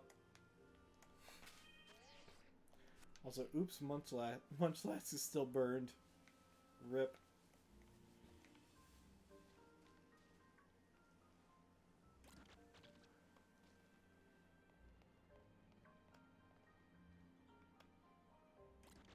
The Sand Shrew.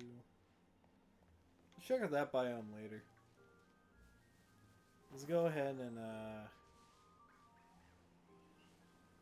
hit up the bit more story content. After I collect this TM. Is it? Hi Munchlax. Ah! Sudowoodo, why? Why you gotta do that? Why? Also, I just realized the mic's a bit further away from me than it should be. Nice. Let's go, Citrit. Become for it. Look at that. Look at that thing.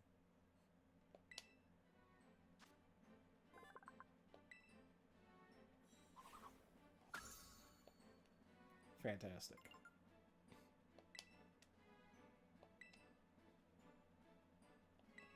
What do you have? You'll learn it over Double Edge. Fuck Double Edge. It's not a good car. Not a good move. Though I imagine Furret's a physical attacker, so Hyper Voice probably isn't super useful.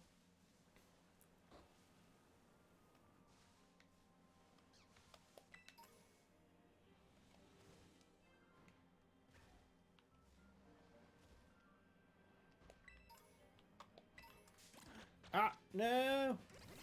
Damn it.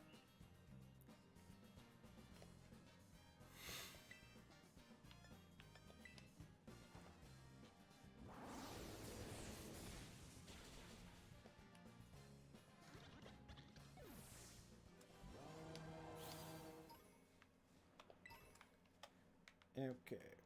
So I might bring Furret back on the team properly.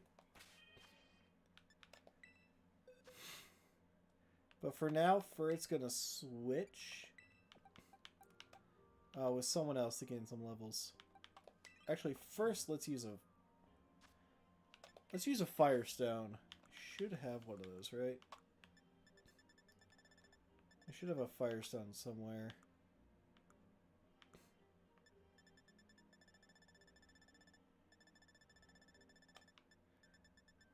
Oh yeah, definitely.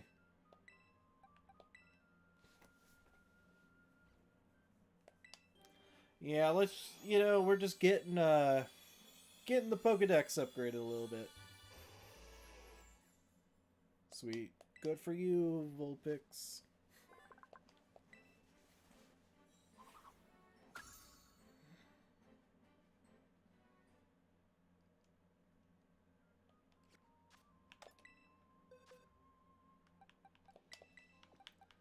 Alright. Let's go ahead and get you, dude. Leveled up. Yeah, Bellsprout turns into Weeping Bell by level, so that'll be fine.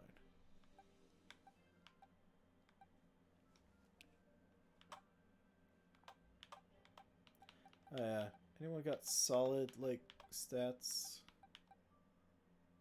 Of course the Mew would.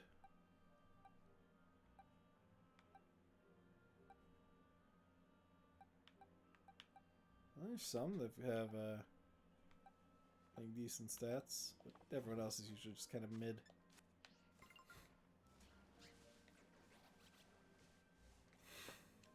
Oh wait, I didn't even look at, like, my team.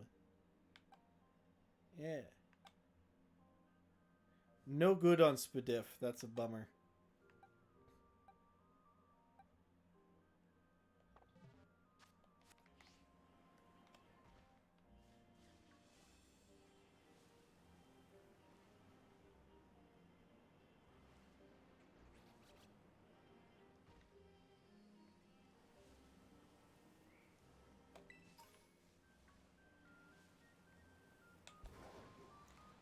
Well, I can't say for now. I am not encountering much slowdown. It's certainly nice.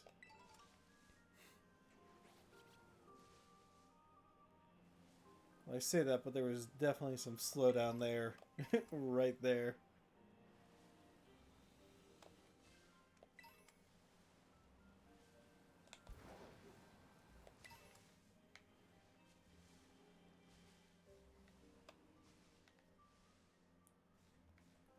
Hi, Tandemaus. Oh, also, I think it was...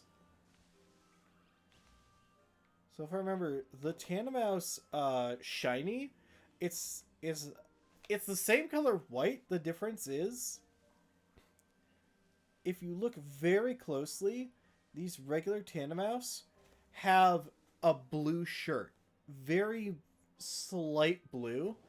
Shiny Tandemaus have red shirts. That's how you determine a shiny Tandemaus.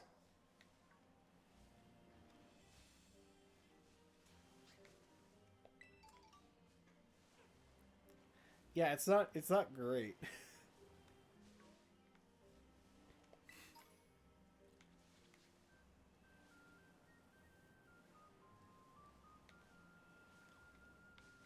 It is up there with the whole, like, least worth it shinies. Although I guess at least a shiny of that exists versus Gimmighoul, which does not have a shiny at all.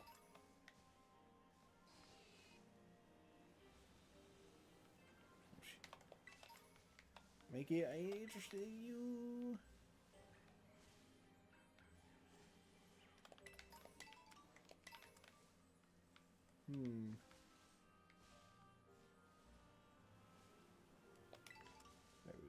There was definitely some slowdown right there. Oh god, it's struggling.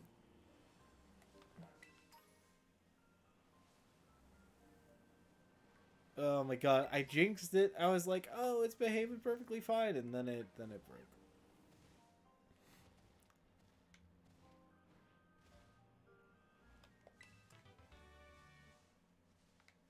Squirrelia.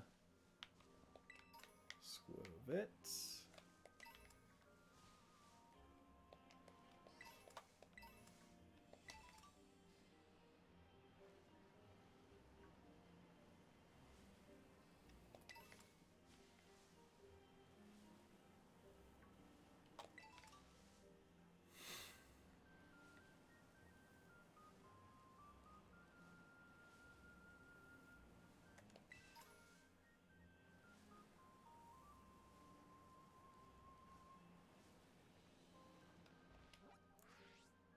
Where am I relative to where I'm trying to go? Okay, we're kind of like, we want to head back to Apple Hill. Okay. So we're like, for the most part, going the right way. Which is fine by me.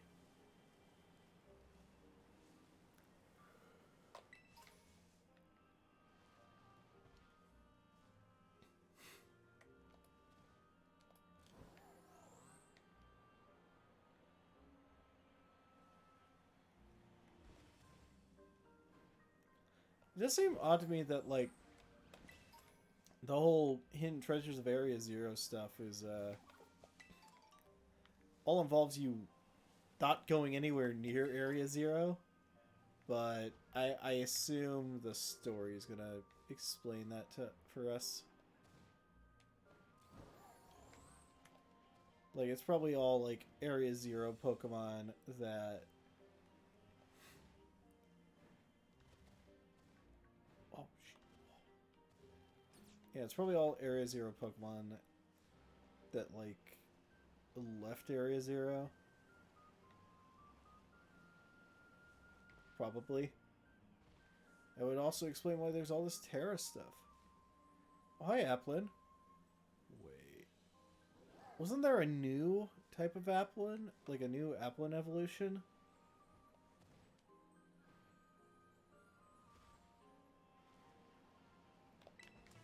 Hold on.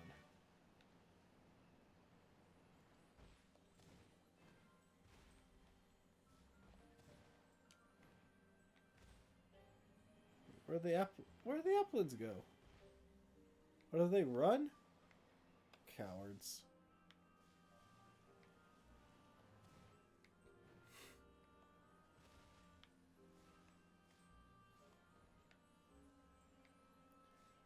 Oh, fine.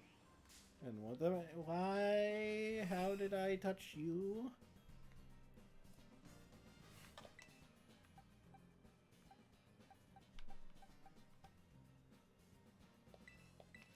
Like, sorry, hop in, do stuff.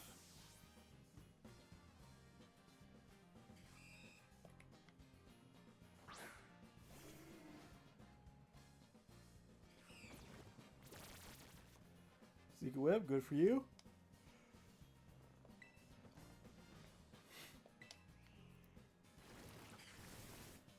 No!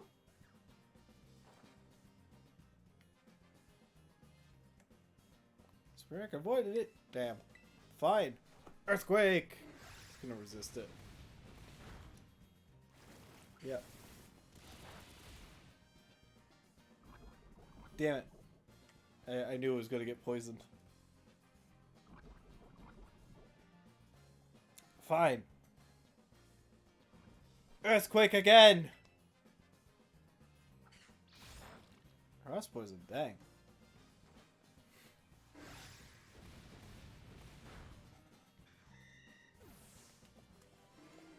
Good for you.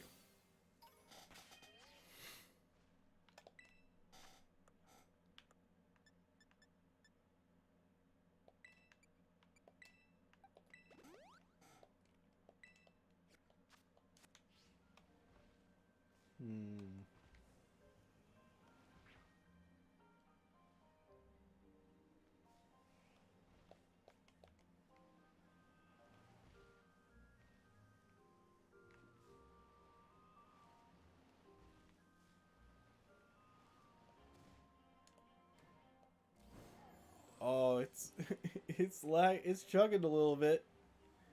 Oh no.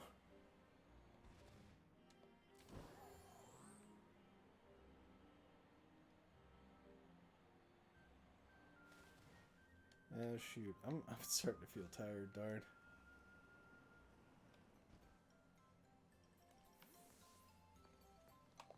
Alright, what's up?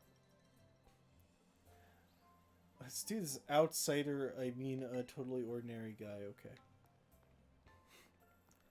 He's like, I don't know, it'd been fun if like that was Arvin. Or some other named character, you know? Instead of just nameless other student. That would have been more fun. But oh well. you know, they had to make like 2 whole other characters.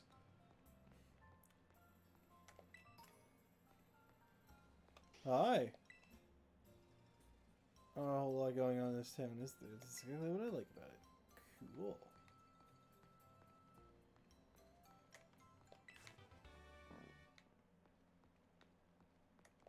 Yeah, charge, nice.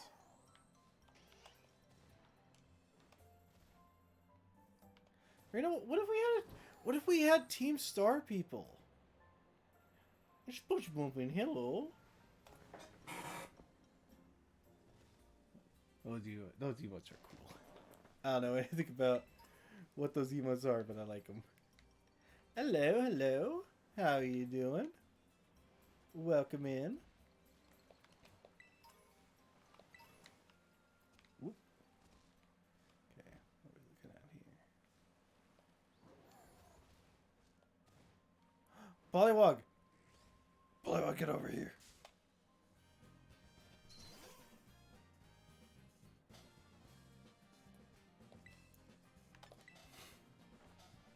It's getting burned.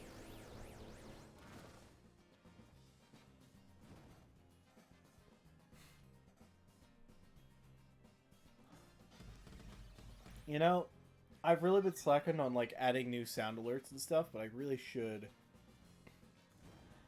I should add a couple of sound alerts that aren't associated with like my usual channel point redeems, and I should just have ones that are purely for the sake of channel point rewards. And I feel like one of them should be the Nicolas Cage How to Get Burned. I don't know who here is even familiar with that movie, but that just popped up into my head, so I was like, I need that. Still haven't even bought this game.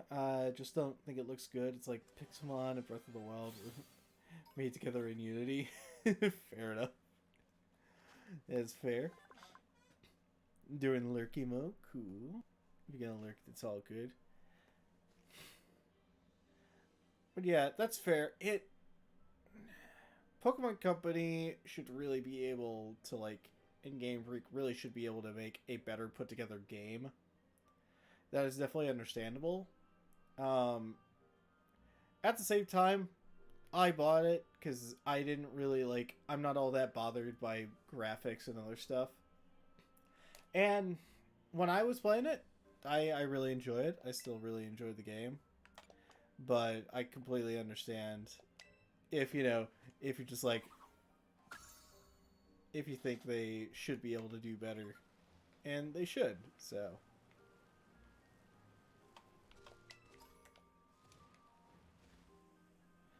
Like, if anything, like, what is it? Pokemon Legends Arceus, like, isn't the best looking game. It's not the best performing game. But I actually really liked Pokemon Legends Arceus. And this game did take a good amount of the stuff I really liked from Arceus. But there's still some stuff I kind of wish they had also included in Arceus. Like, or I wish they had also, like, brought over from Arceus. Like in Arceus, you can just throw a Pokeball and try to catch someone. Or try to catch a Pokemon. You can't do that in, you unfortunately can't just do that in this game. I can't just, like, throw a Pokeball and, you know, hope it's going to catch the Pokemon. Instead, I have to go through the whole process of entering battle, catching, you know, enter battle, then throw a Pokeball. It's just boring. I've just been sticking to the remakes, like the Platinum and ORS stuff. That's fair. Although I've heard, at least with like the Gen 4 stuff, I've heard many people complain. I have Brilliant Diamond. And honestly, I never finished it. There was an intent to do like a blind race through that with me and a few other streamers. We had done like a couple sessions, and then that kind of everyone got busy. A few other things happened, so it was like It's like we weren't able to continue that, and I never finished the game. So eventually I might have to get back to like Brilliant Diamond, mess around with it. Oras though, Oras is great. The Gen 3 remakes are fantastic. I will say I have always been mostly nowadays it's ironically a Gen 4 hater. Or maybe not a hater. Hater's too strong a word. But I will always make fun of Gen 4. Or I'll always throw a little bit of shade at Gen 4. Because I don't know, I think it was just when I was playing Gen 4, like it was following up on Gen 3, which is like my favorite gen. So I just like I didn't care for the game's like overall art style and other stuff and whatnot. Like Gen 4 brought a lot of really good stuff to the game. It just wasn't for me at the time. So I will always take an opportunity to like joke about Gen 4. But what I'm getting at is people were like, you know, when the remakes were announced, people were like not a fan of the art style they chose to go with the Gen 4 remakes, and I was like, what do you mean? It just looks like the old games. Love the Pokemon interaction in Heart Gold, Soul Silver. Love the polish in Platinum and Pearl. Like the badges and the growth stuff is awesome. I'll forever miss that. Very fair, yeah. I think the polishing the badges was alright. But the underground stuff was actually like a pretty cool idea. It also was like the underground also let you like wasn't it that kind of iterated on the like secret base idea from Gen 3 from like Ruby, Sapphire, and Emerald. I freaking loved like the base, like getting to make your own base in like Ruby, Sapphire. And if I remember, you could also do that in like the underground. You could play online though, which made it better. Yes, very true. Yeah, although I never messed with the at least in original, I never messed around too much in the underground in like the original Pokemon Pearl. Yeah. And yeah. But freaking like Heart Gold, Soul Silver, just being able to have like your Pokemon wandering around behind you was freaking awesome. Hold on. I'm gonna Will-O-Wisp this.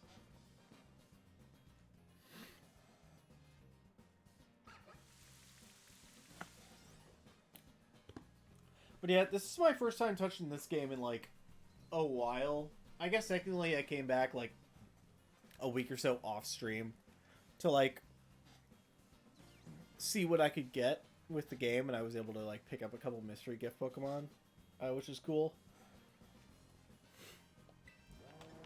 Oh, did Will-O-Wisp miss? I guess so, yeah.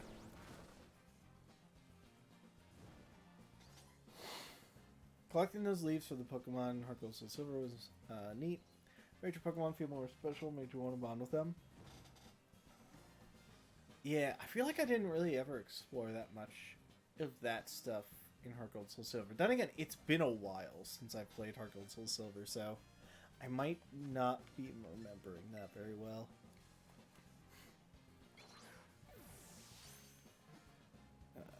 But yeah, I have most recently, all the Pokemon stuff I've been doing is a hard mode, hardcore Nuzlocke of Pokemon XD, Gale of Darkness, which like we're really close to the end game, but I've been on that I've been on these like Nuzlocke attempts for that game for way too long. Like, that is a hard Nuzlocke.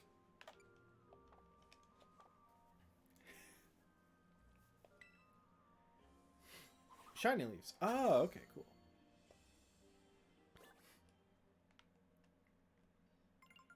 Oh, Bellsprout's evolving. Cool. But yeah, no, most of my Pokemon playing right now has been on the Pokemon GameCube games,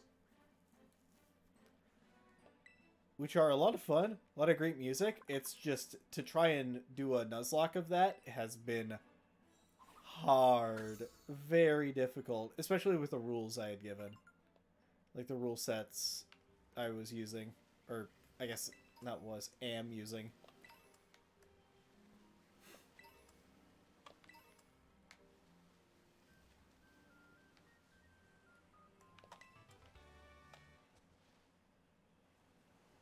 What the?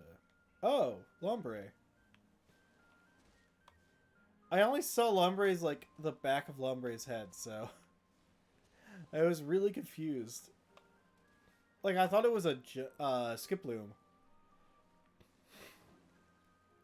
Let's see. Having a full odd shiny Pokemon with a bunch of ribbons of shiny leaves. Ah, cool.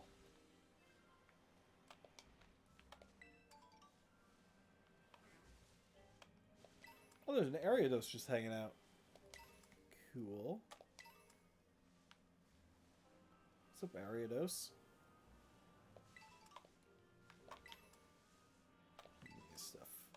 Stuff. Oh, C-Dot. There we go. Lotad is I love Lotad. Lotad's great.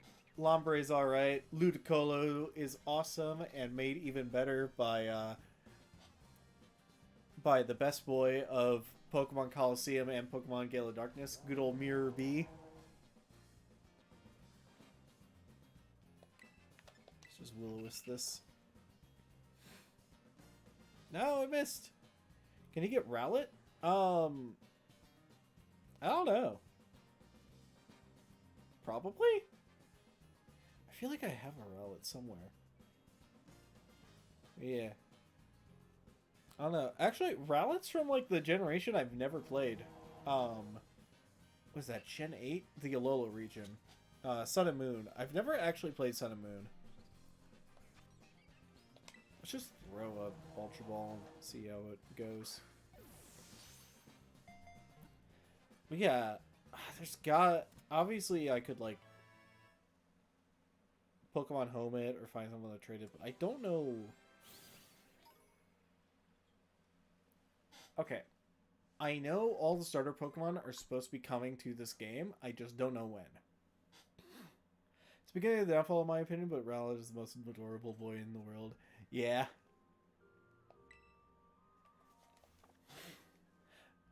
I think as far as, like, the downfall, it's more just, like, they've been trying to, like, enter this whole space of, like, you know, making it more open world and 3D and stuff. The only problem is they need to try harder. You know, they need to do better at that. Because,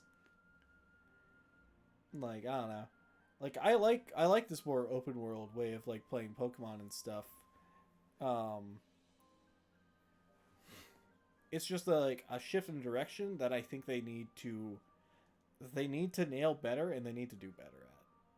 Like this incremental improvement on your graphics and your gameplay and your freaking not having it chug when you're moving around certain areas. They need to do that. They had unnecessary features like Gigantamax, Z-Stones, the Mega Evolutions. Oh yeah, all like the new gimmicks and stuff. Yeah, I can understand that. The Megas, yeah, they don't like the Megas aren't a thing. The Megas stopped being a thing in Gen 9, which is Sword and Shield. And yeah, I liked the Megas because it was fun to see like cool designs of new Pokemon. The Z Crystals didn't really seem all that interesting to me. Gigantamax was like fun. The gimmick for this game I think is the most interesting and the most like fun to work with of all the like gimmicks they've added with the Terra stuff, where you can just like you can change like your Pokemon's typing, and that can add like certain advantages and disadvantages. That's just like strategically, that's probably the most fun. It's like the most interesting idea they've had for it. Although I will say with the megas, if they're never bringing back Mega Evolution going forward, they should really use those designs they had for the Mega Pokemon and just make them evolutions for like some of the Pokemon that don't have evolutions.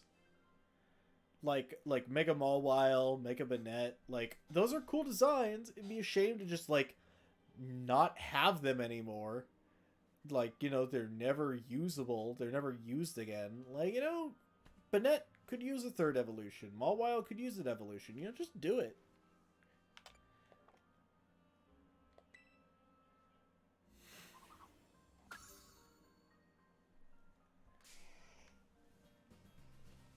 Yeah. Oh, hi, Ralith. Let's see. Yeah, we already have you.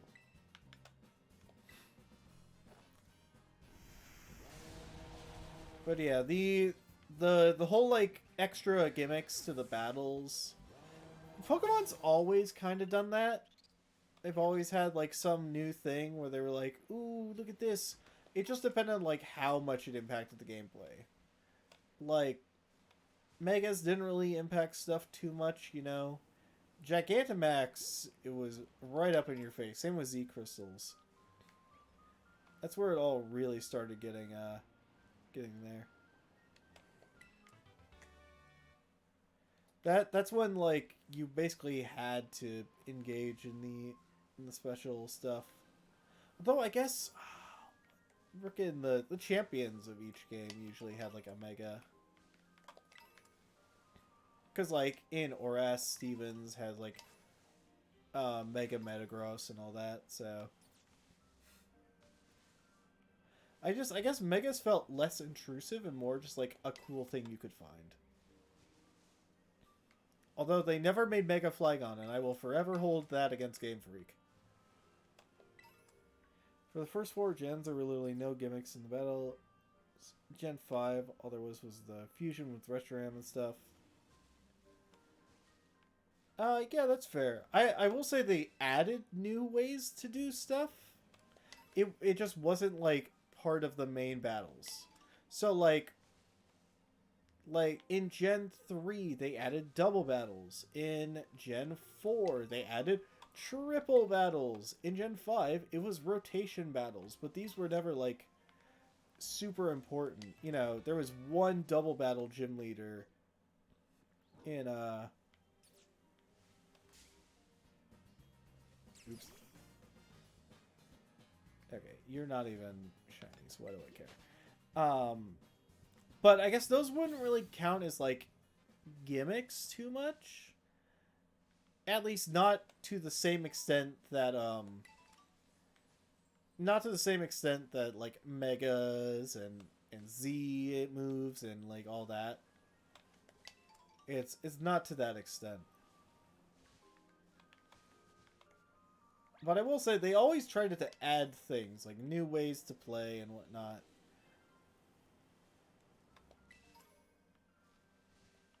They were a very neutral feeling, yeah. I mean, like, double battles ultimately ended up becoming the officially supported format of, like, competitive Pokemon. Which, like, while I personally like double battles more than single battles, at least, like, in a competitive environment, like, that being the case, being, like, if you want to actually, like, go out and play in, like, an official competitive Pokemon event that isn't, like, done on Smogon or some of, like, the fan stuff, the fan sites for, like, singles, I really wish double battles were more common in, like, the regular Pokemon games, or more encouraged for you to, like, try to think of it. Instead, you get, like, you only have, like, a single gym leader every gen that does double battles.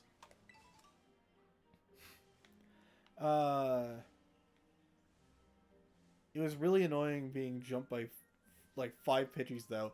Oh, yeah, the Hordes? Okay. The Horde battles are a pain if you don't have anyone with a spread move. Because, like, I took full advantage of Horde encounters. With my Heliosics. With the Heliosic. Because that got... Heliosic freaking got Bulldoze and Parabolic Charge. Freaking... When I needed to grind for the Elite Four, I just, if you had a Pokemon with Sweet Scent, you could use that to instantly trigger a Horde fight. So, I would just do that, have Heliosic out in front, and at the very end of Victory Road, you could only... The only Hordes that would show up were, sorry. The only Hordes that would show up were Geodude, Floatzel, and Lickitung. So, like, Geodudes were probably the most annoying just because, like, half of them would always have Sturdy. So you just, like, Bulldoze, like, knock out 2 or 3 of them. The Sturdy ones would stay alive. And then, inevitably, one of them would use Magnitude, take out the other one, and then I'd just, like, I don't know, tackle or whatever my non-spread move was. I would just, like, finish off the, I would finish off the last Geodude. And then, like, whatever damage I took, I just Parabolic Charge the Floatzel encounters. Like, that, which would kill them all instantly and, like, regain all my health. And in Gen 5, you could, like, Gen 5 was the start of the whole, like, oh, everyone just gains XP. Everyone in your party, you just had to turn it on. So I would, like, turn that on and gain, like, thousands of XP for every one of my Pokemon. Because you could also, you had, like, an XP booster. In that. That was, like, a whole thing in Gen 5. You not only could turn on XP share for everyone, but you could, like, boost your XP. So you could, like, triple or even quadruple for a certain period of time the XP you'd get. So I was literally, like, I forget, I think I could get, like, over 10,000 XP on Heliosic alone for like a horde of Floatzels. It was gross. Also, horde encounters was, like, decent for shiny hunting. Which also, like, shiny hunting in like, this game is, like, so much easier than shiny hunting in the old games, where you could only, like, get a single encounter for stuff. Because here, it's like, oh, I look at these sea dots. Are any of them shiny? No? Cool, I don't even have to bother.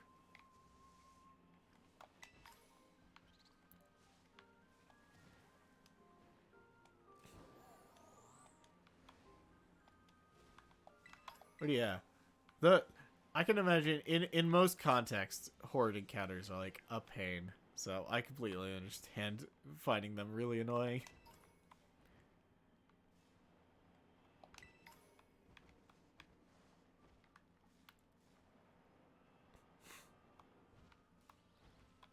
That Pokemon is literally just a worm. Oh yeah, Ekans? Look at it. Look at his whole snack. Nice snack.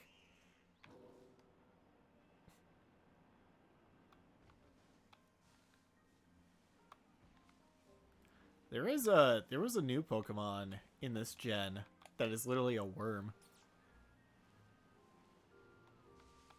Like it's designed like an earthworm, and you'll never guess what its name is. Looks so noodly, yeah. Look at it. It's all coiled up, like the normal Ekans sprite. Yeah, you'll never guess what the earthworm Pokemon is. What its name is. You'll never guess. Not in a million years.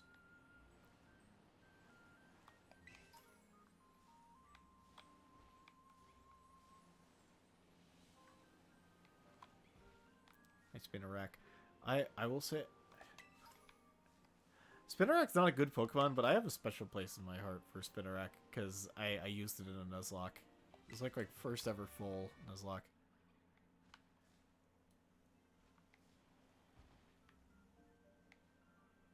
Legendary Pokemon? Wait, what about legendary Pokemon?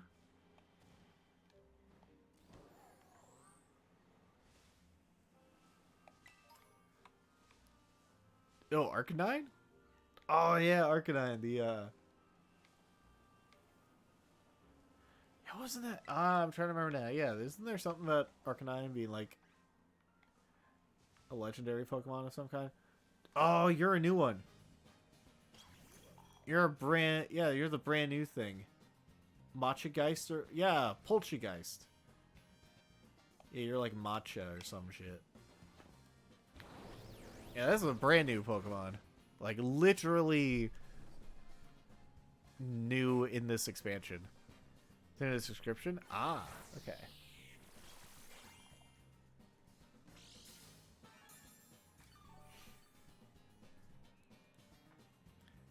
First mention of legendary, I believe. Oh, cool.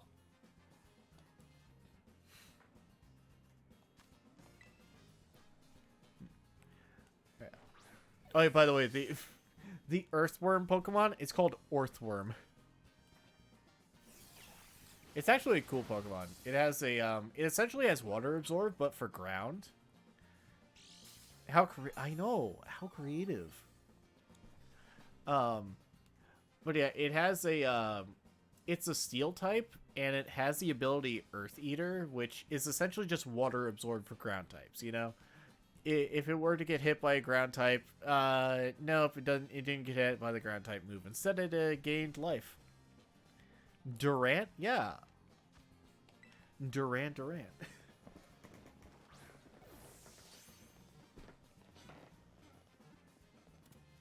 I'm trying to think. Oh, what's some of the other like, very on the nose names of Pokemon? A Chandelure, kind of. Maybe I'm not gonna throw too much shade on Chandelure. I'm gonna name you Matcha, because that's what you are.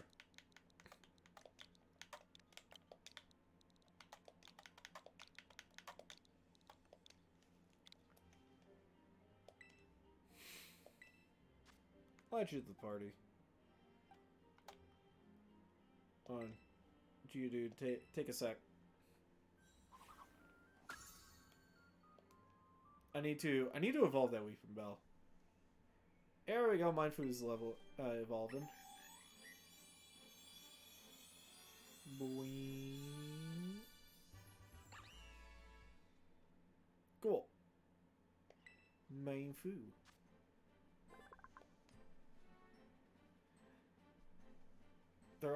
They've always had on the nose names like Geodude, Caterpillar, Big Dick Bee.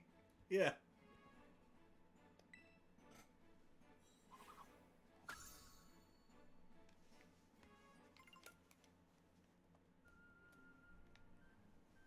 Yeah, the names at best are usually just some kind of like pun. That's what it's always been.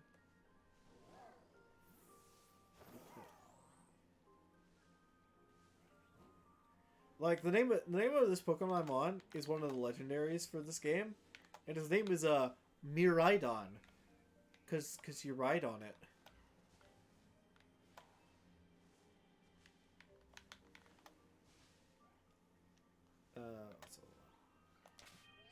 Here's what I was trying to do. I was looking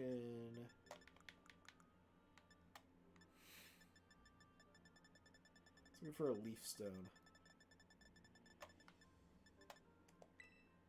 Wow, I only have 11 leaf stones. Wow. Okay. Weeping Bell.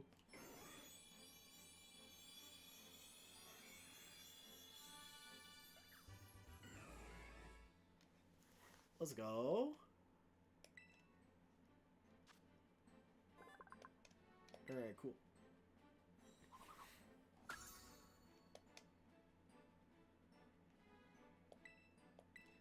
Leaf Storm? Sure, you can learn Leaf Storm. Learn it over Razor Leaf. Razor Leaf's not a good move.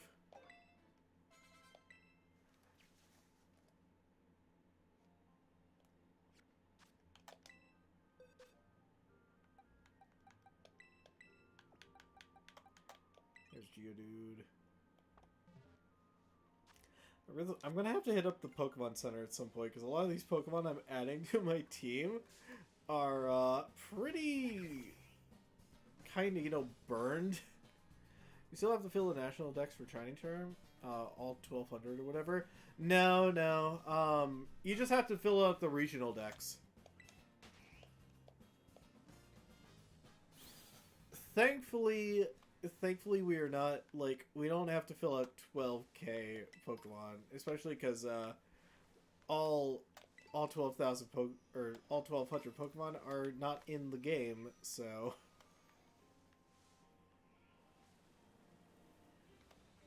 Or they might be now, because you can, like, access Pokemon Home. You can link Pokemon Home to this. But, yeah, nah, you can get the Shining Charm just from filling out the regional dex. Which is certainly nice. Because otherwise there would have literally been, like, from the beginning of the game, there would have been, like... Or when the game first came out, there would have been no way of getting a Shining Charm. Which would have sucked.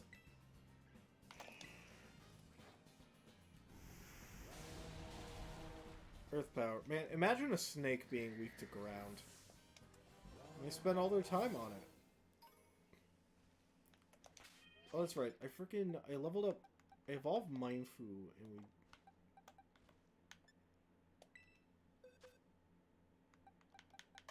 I was gonna put Timber in instead of Mindfu. We got a few of these we gotta level up.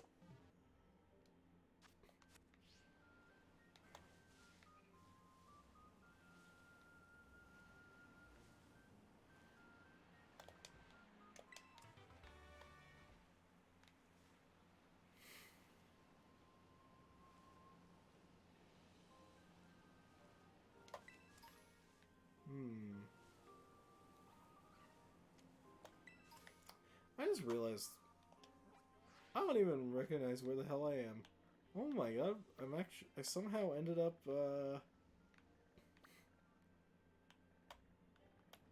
how the frick did I get over? I was over here. Well, okay.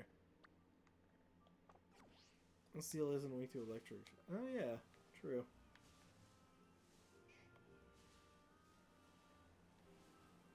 I mean, I guess Steel conducts electricity. I guess electricity on its own doesn't actually harm, like, steel. It just harms anyone touching the steel.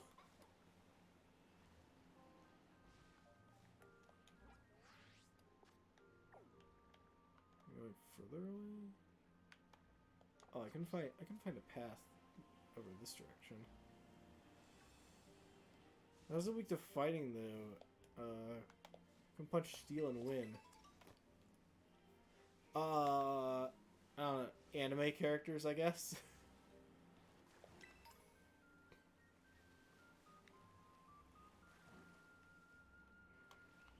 Oh, wait, Starly, no. Chuck Norris, I suppose, yeah. Oh wow, hi. We're up here now.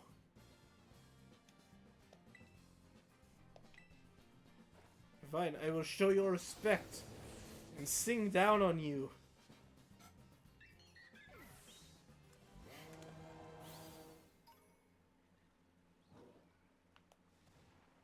We have the high ground.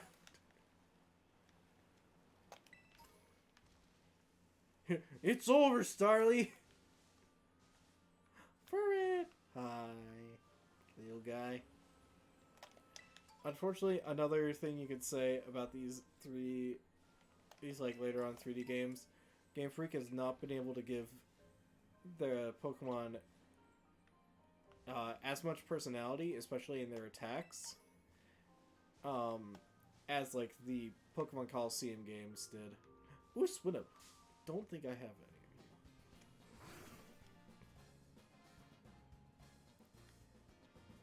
Like, there is some personality to a lot of the,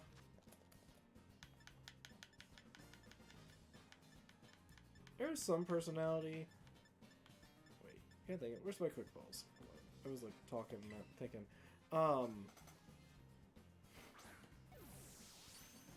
To, like, the moves and stuff that some of the characters do, but it's just not to the extent in, like, Pokemon Coliseum and XD.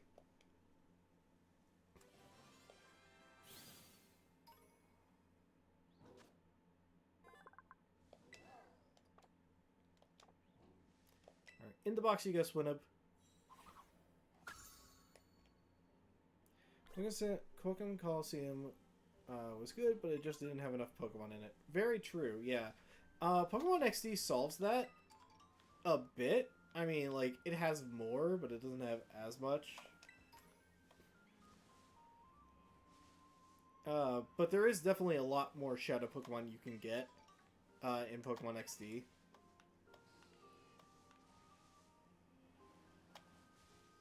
Is that really cool? Oh wait, I think I have. Yeah, if we can find it. Is there hacks mods for it? Yes. Let's see. Pokemon Grand Coliseum is a ROM for Pokemon Coliseum that involves, like, it adds a lot more Pokemon, a lot of new stuff.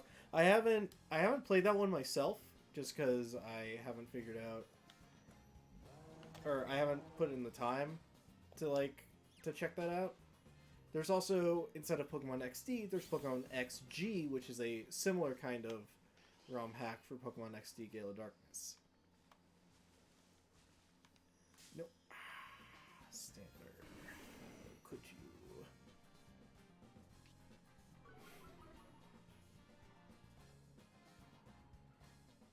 Never gets to that. I did just put the old N64 recently. Oh, cool. Yeah, you mean the on N64 you had Pokemon Stadium, which is more just a battle simulator. It didn't have its own like little storyline. We'll say one of the things, a little disappointed. I wish I wish Pokemon Coliseum or XD had, but especially Pokemon Coliseum, freaking wish there was a racing mini game in that, because for Pokemon Coliseum, main character Wes got a cool little why do you do this? Got a cool like hover motorcycle bike thing. Could have been fun, just be like just racing through the desert.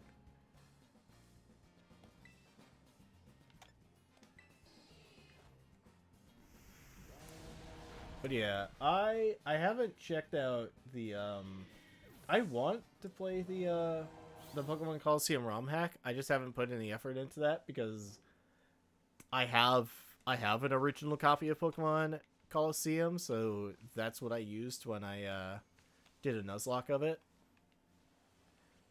So I haven't even had to take the time to like get a ROM hack version of or like get a ROM of Pokemon Coliseum.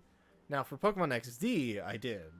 I downloaded a ROM for that because I don't have a physical copy, and to get a physical copy, it'll be like $300, which is, yeah. It'd be neat if you could explore the Hoenn region as an open world map. Yeah, that would be freaking awesome. I think technical, isn't there like, there's limited stuff like that in Pokemon Omega Ruby Alpha Sapphire. Because you could like, no, because you could like fly around on Latios and Latias. I think that was the thing you could do. What I want, because like I said, I was a fan of Pokemon Legends Arceus, despite its like graphical weaknesses and all that stuff. It was like a direction I think it'd be fun. And like Pokemon Arceus is like, it goes back in time to like ye olden Sinnoh region. If we could get that, but for Hoenn, then we get open world. Now we get open world like old Hoenn region. That would just be awesome.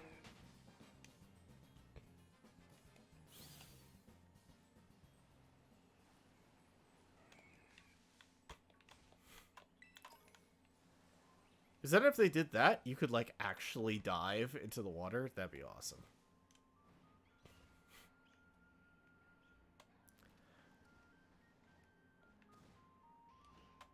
see, Gen 2 is thick lore that has been explored much too. Yeah! Freaking, we could get, like, a Pokemon Legends that actually goes into, like, the unknown. That'd be awesome. Maybe you could, like, play through the events that led to the creation of the legendary dogs, like Suicune and Raikou Entei. Yeah, I really hope we see more of that. I would ideally like them to not, like, rapid fire off Pokemon games. Hopefully. Because that was one thing, like, it was partially because of the pandemic, but they literally, like... the Gen 4 remakes, Pokemon Legends Arceus, and Scarlet and Violet all came out, like, roughly within a year of each other. Or, like, roughly within the span of a year. Which is, like... That was, like, too much, you know? They really should have let, They really should have let those games, like, have time to breathe. Or, like, time to be their own thing. And, unfortunately, they didn't as much as I think they deserved.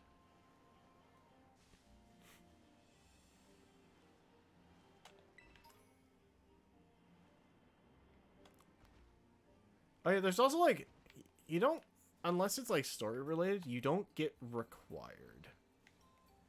You're not, there's no required fights, you know? Like, oh, this is a trainer fight. It's like, nah, I can just ignore you. Although they said soon. I thought they said stop, but oh well. Like Celebi, they had that event for Heart Gold Soul Silver that you time traveled, which is awesome. Ooh, nice. I don't think I ever got to do that. That sounds like a lot of fun.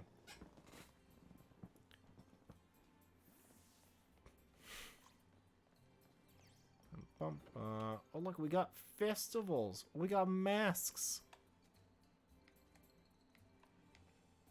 Neat.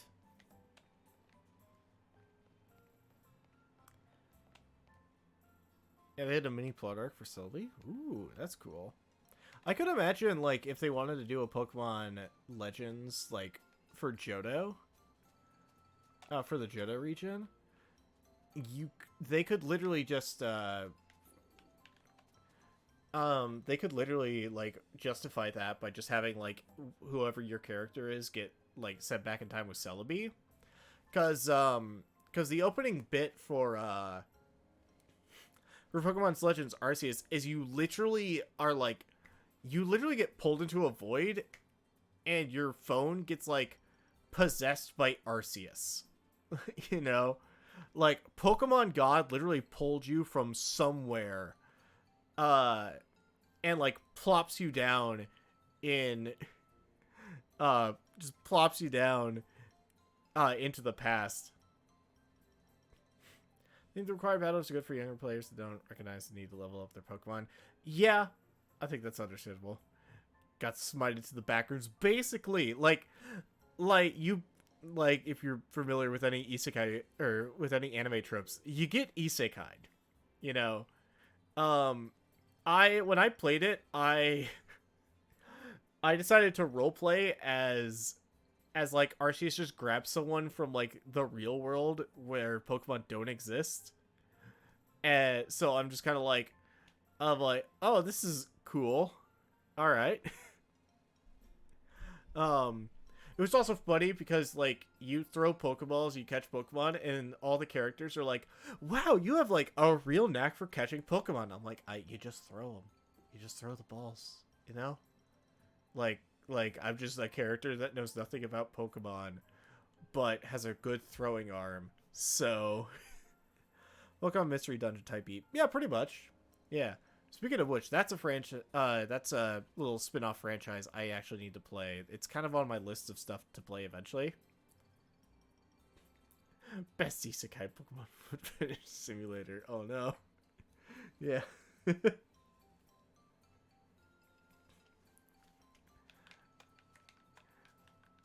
But yeah, I think this is just a theory, but I feel like canonically, Pokemon Legends Arceus, because your character is 15 or 16 in Pokemon Legends Arceus. So my thought canonically is that you are the Like, your character is the protagonist from Gen 4, from, like, Pearl, Diamond, Platinum. And Arceus is just like, oh yeah, you did some cool stuff here. Come back in time. Like, it wouldn't quite make sense entirely, but then again, your character doesn't really ever speak or have a character in either game, so, you know, I'm just free to roleplay however I want in that game.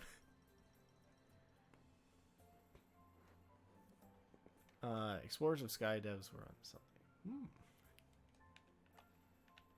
Let's see. Is Explorers of Skies a mystery dungeon? Like I said, unfortunately, I'm not that familiar with Pokemon Mystery Dungeon. And I have been meaning to get around to playing it. Yeah, cool.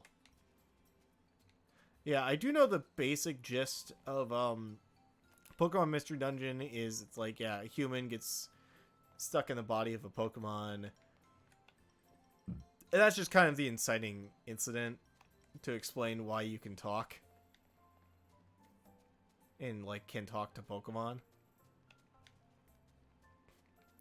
Oh, there's these guys. There's the thing we need to do.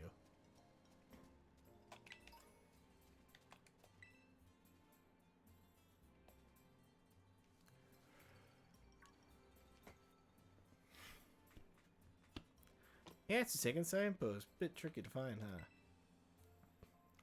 Sorry, I'm following at a distance. Yeah, whatever. I get it. You're shy. It's a world where Pokemon create civilizations and do crime. Hell yes. Let's go. Be Pokemon, do crime.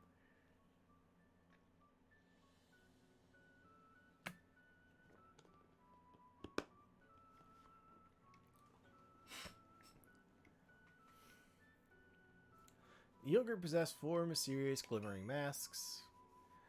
It is said that depending on the mask the Yogurt donned, the power of its cudgel would change. Okay.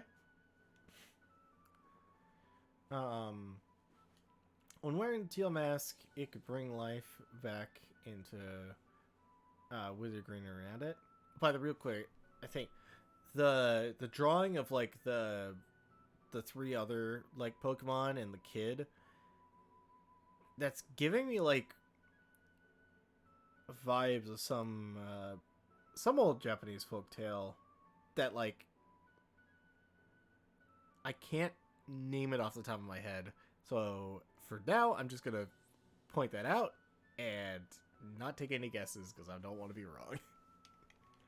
But it reminds me of it, and it would not surprise me if that would just be something they make a reference to, you know?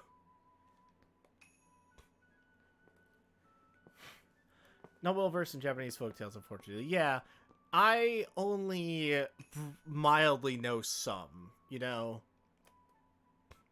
It's like, whatever I could pick up from, like, anime and the various stuff. I've seen read Junji Ito. Ooh, that's a good one. Honestly, I need to read some of Junji Ito's work. I am familiar with some of Junji Ito's work. I've read, like, little bits of it. But there's some of that I need to... Because Junji Ito's awesome. Freaking great, like, horror art style. I missed what the second one did.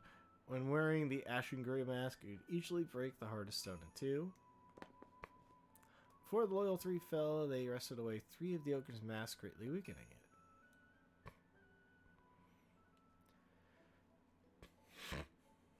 Master of Uncanny Valley and Suspense. Oh, yeah. Because there's, like, what's the... Because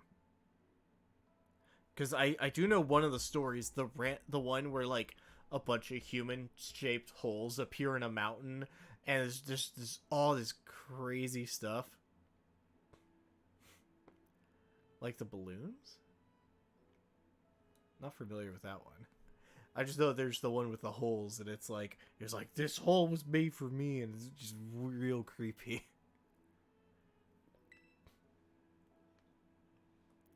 As well, 3 still are kept over at Kitakami Hall. Everyone in town is scared of the ogre, but me, Ellie. Cool.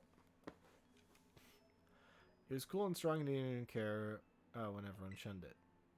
Always wanted to be like that ever since I was a kid. Want to be as cool as the ogre. Cool. My sister sort of ends up doing everything for me, even when we're at school. I want to try to get stronger so I can do things for myself, you know?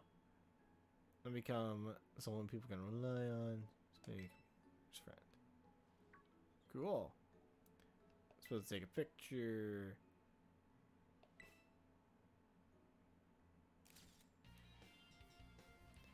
Basically, people's heads float around as balloons and try to kill them. I see. Interesting.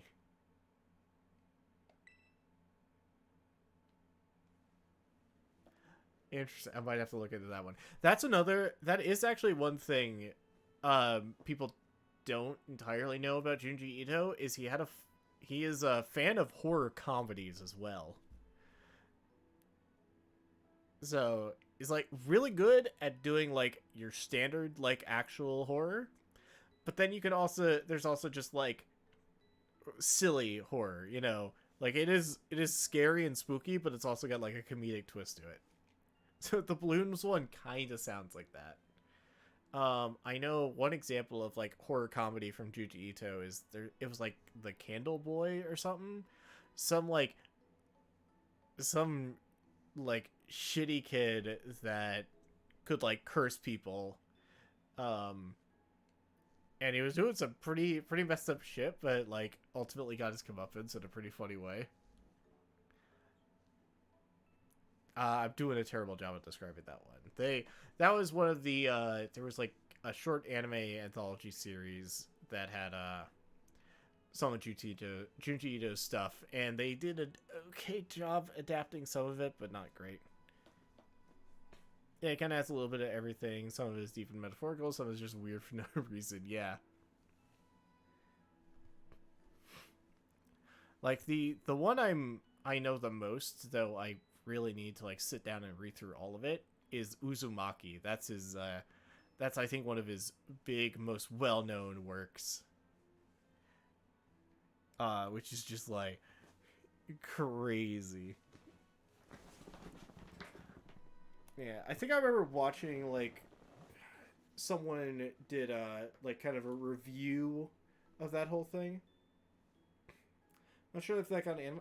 I feel like I would have heard if it had gotten an anime. So I'm gonna assume not. And go with that. Signboard. Oh, near the mountain soars. He lives on it. It's actually a mountain. You can climb it from the stairs over there. If you wanted, we could go see the ogre's home. Let's call it the Dreaded Den.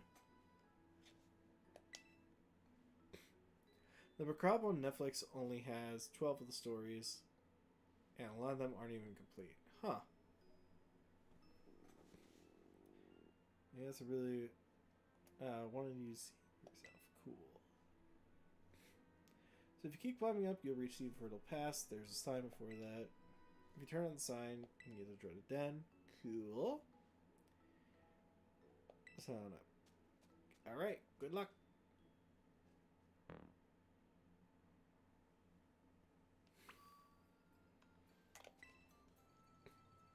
Okay. I mean, what was the second one? I could turn a candle's flame into a raging inferno. Okay, cool. Blue one, stop flow.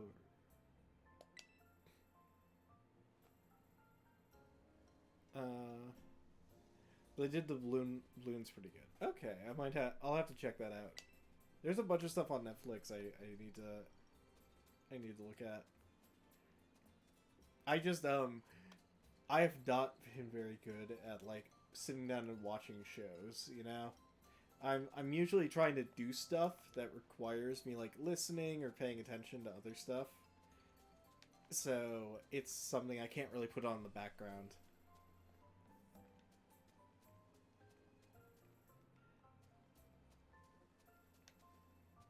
That's...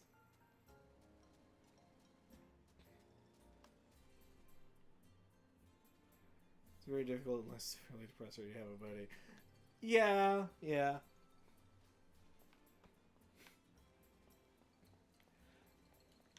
Like, I know some of the most recent, like, stuff I've been able to watch is just, like, when I'm hanging out with friends and we'll put on something. Although most of the media I've watched has been, funny, like, B-movies. You know, just, like, funny bad stuff. Which is very entertaining in its own right, I will say.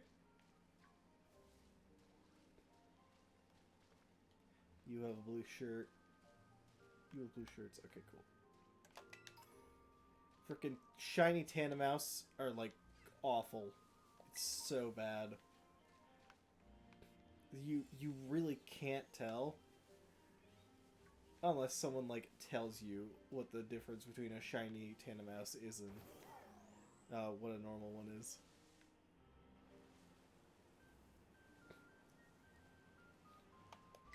It's literally like a Pokemon that's not even worth shiny hunting.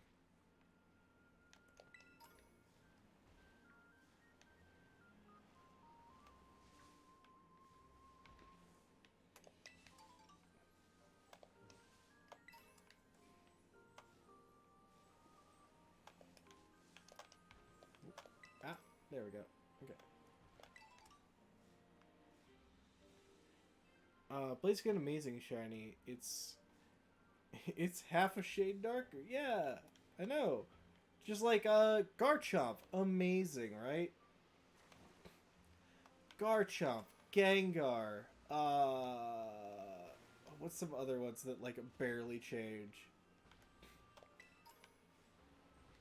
What is depending on the gen, it's like I think Electabuzz or like Elekid.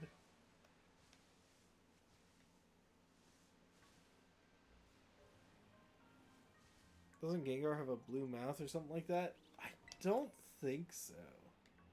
Maybe.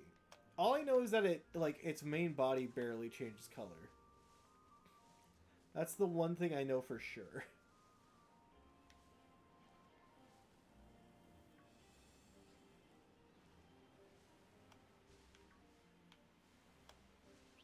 Let's see. I can look because like one thing shiny hunting in this game is actually like very easy, thankfully, because they do stuff like Pokemon outbreaks. So let me see if I can. Yeah, so like when I zoom out like this and you can see the big pictures of Pokemon, those are like outbreaks, so they just spawn like a bunch of them. And then you can go around and like beat up a bunch of them, and it'll pop up like certain messages if you're like near the point where it won't spawn anymore. And once you get near that, it actually like will increase your shiny drop rate. So like that plus the shiny charm with like some extra bits you can do can drop your shiny chance rate below 1 in 1,000, which is like insane. But so I've mostly done that to collect a decent amount of shinies. Although some I just got lucky and like found. Where's my shinies? A little further up.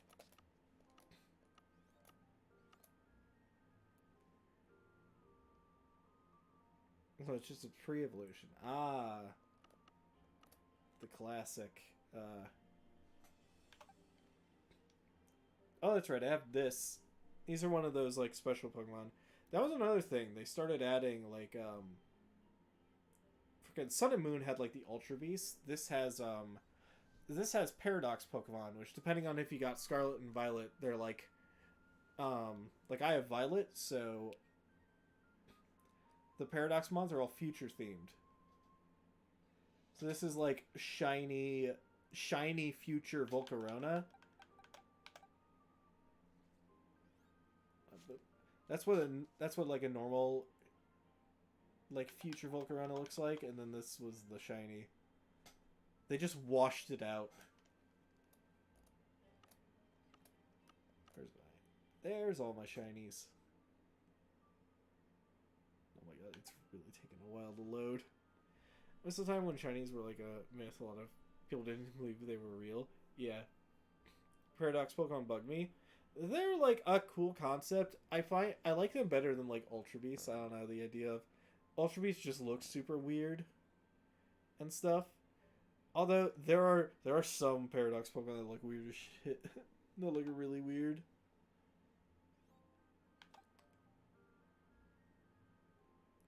Why does it take so long for some of these to load? Like, jeez.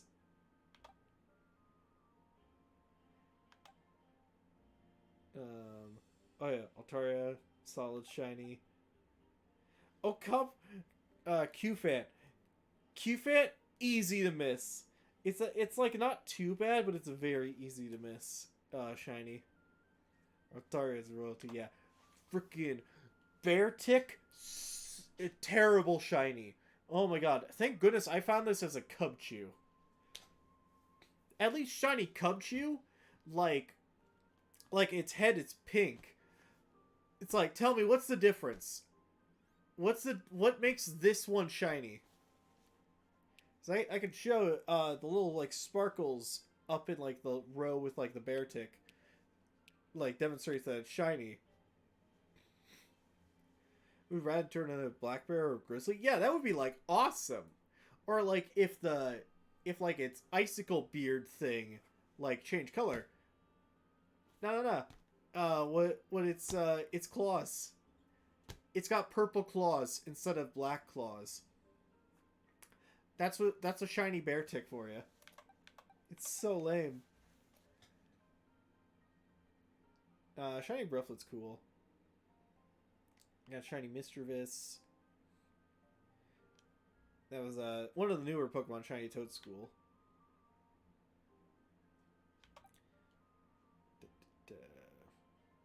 Golduck. Oh, that's right. I described Golduck as shiny Golduck is one with a rash.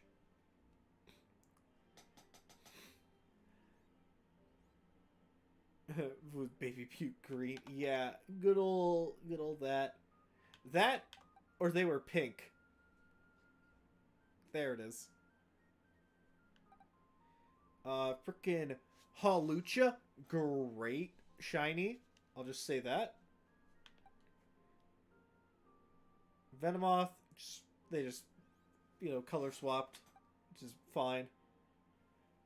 This is a new one. Okay, Tatsugiri, there's like 3 varieties of this Pokemon. And their shinies range from this one, which is okay, one that is like very noticeable, and the other one that just looks terrible. Jimbro, yeah. Let's see. Noibat's cool. Corvusquire, I actually found this one during a Terra raid, which is neat. Cacnea is cool. Fergraph, the new multiple shinies. Yeah, well, there's so Tatsugiri here. I can demonstrate. So this Pokemon Tatsugiri, there are 3 different varieties. Cacnea is awesome. Cacnea is great. So yeah, there's 3 different varieties of Tatsugiri, and they each have their own shiny. So like, this one I have a shiny of. It was the one I was just showing. It's literally the only difference is the top orange part is like a more of a brown. This one's very noticeable because it's shiny is that its body is entirely orange with like yellow stripes at the top. And the shiny of this Tatsugiri is it's just all white. It's just all white.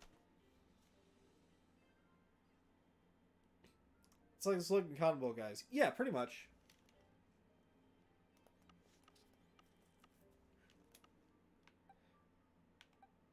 Oh yeah, I love these Knockley. The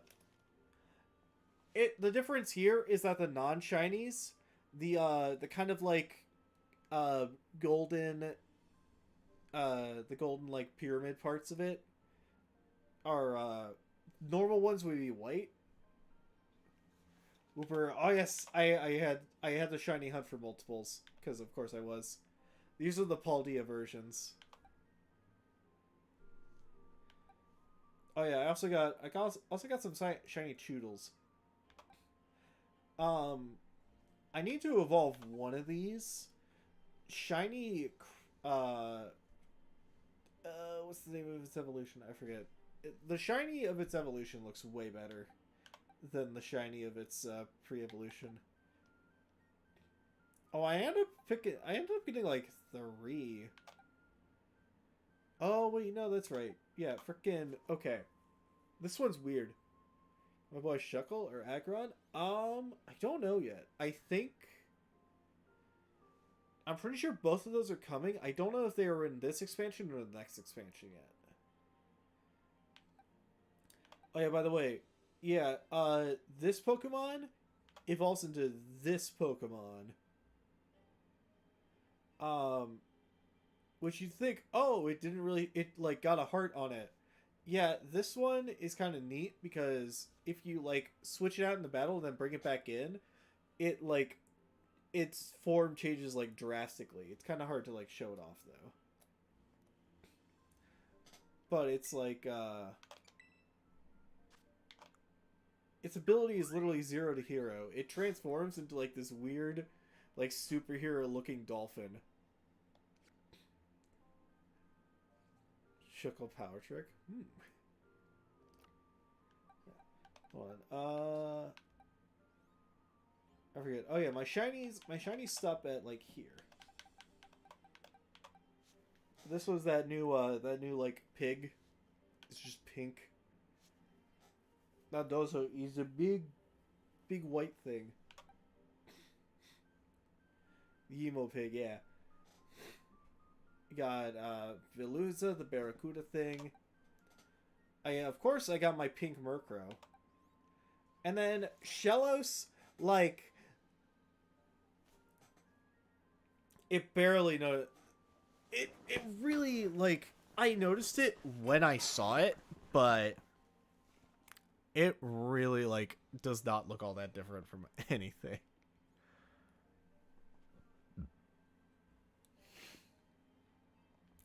But yeah, that's like all the shinies I've had when I was playing this more often and actually taking the time to look for shinies. Actually, that Shellos I got like a few days ago. Because I had like booted up the game and decided to see if there was anything interesting. Never had that many shinies. Honestly, neither have I. My first ever shiny was like a Zigzagoon I got in Pokemon Sapphire, and I didn't even know it was shiny until I like used it in a battle, and it was like, huh, what? I was like, I saw the stars, like the little glittery stars pop up around it when it came into battle, and I was like, huh, why is that? That seems weird. That was like 6th in the game, but also got were full odds. This is a Zubat for me, and it killed it. No, rip. Also, I don't count the Gyarados. The Gyarados is a given. Is it just like a free shiny because that was, you know, new for shiny Gyarados was like Gen 2. They're like, oh, we have shinies, so here, this is the thing you can do.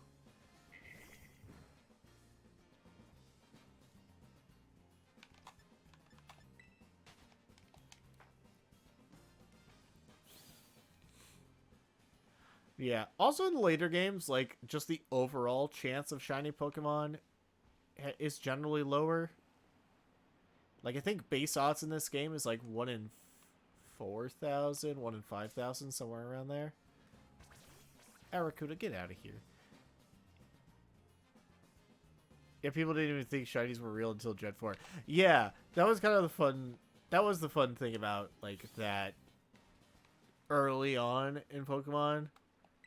Was it was like so hard to,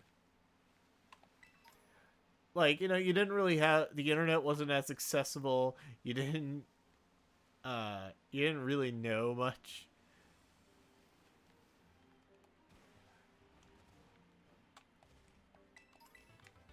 Hold on.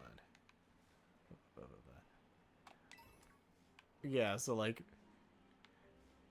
that's kind of fun. Unfortunately, information spreads a little too fast nowadays. You can't really like. That's just like a product of a bygone era, unfortunately now.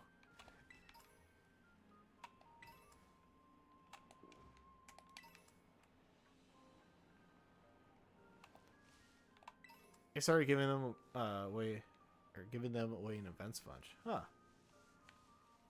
Neat.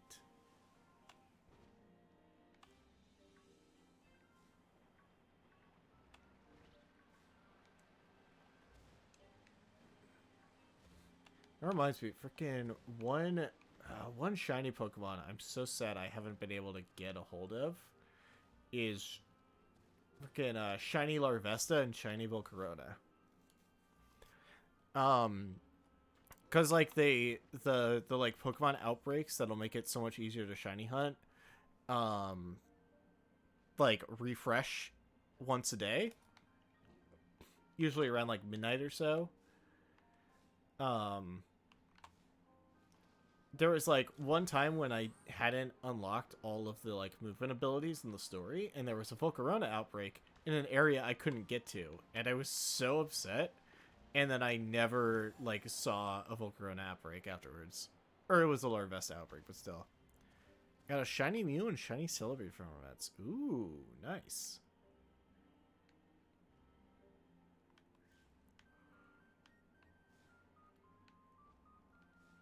Ooh, looks like there's a lot of verticality to this area. Cool.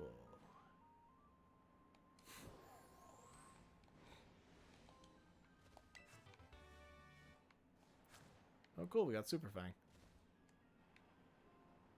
Pretty sure I have plenty of that, but you know.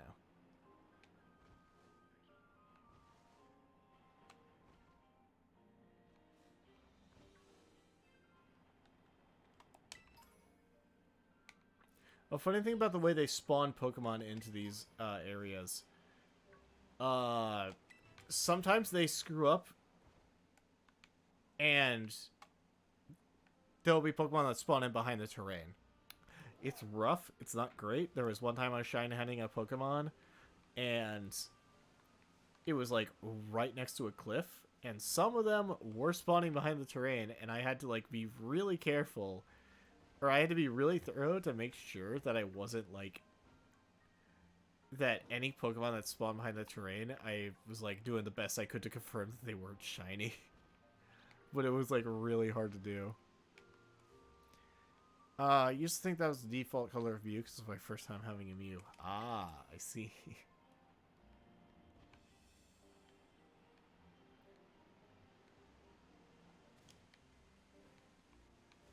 That's always fun. I'm trying to remember if that ever happened for me.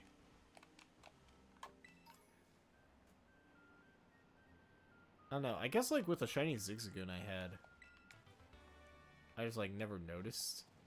I didn't notice that it was like a slightly lighter shade of brown. They program walls goofy. Yeah, well it's also like the terrain here extends past the wall a little bit.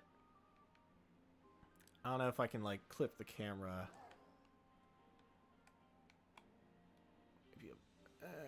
I don't know. I don't think I can clip the camera out of here. But like it extends past a little bit.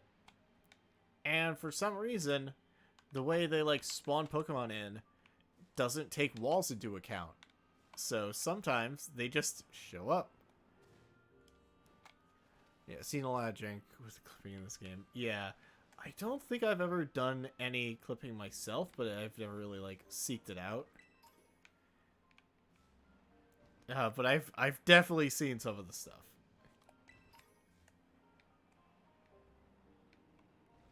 Common, especially with open world games, because they add assets to a generated flat surface. Yeah.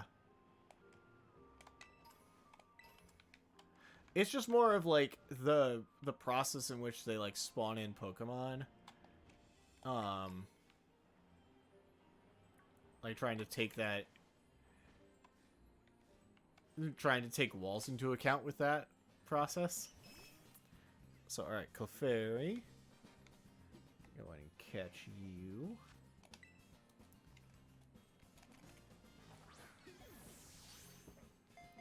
Oh jeez. It's actually like super late. It's almost like 3. Might have to consider wrapping up here soon.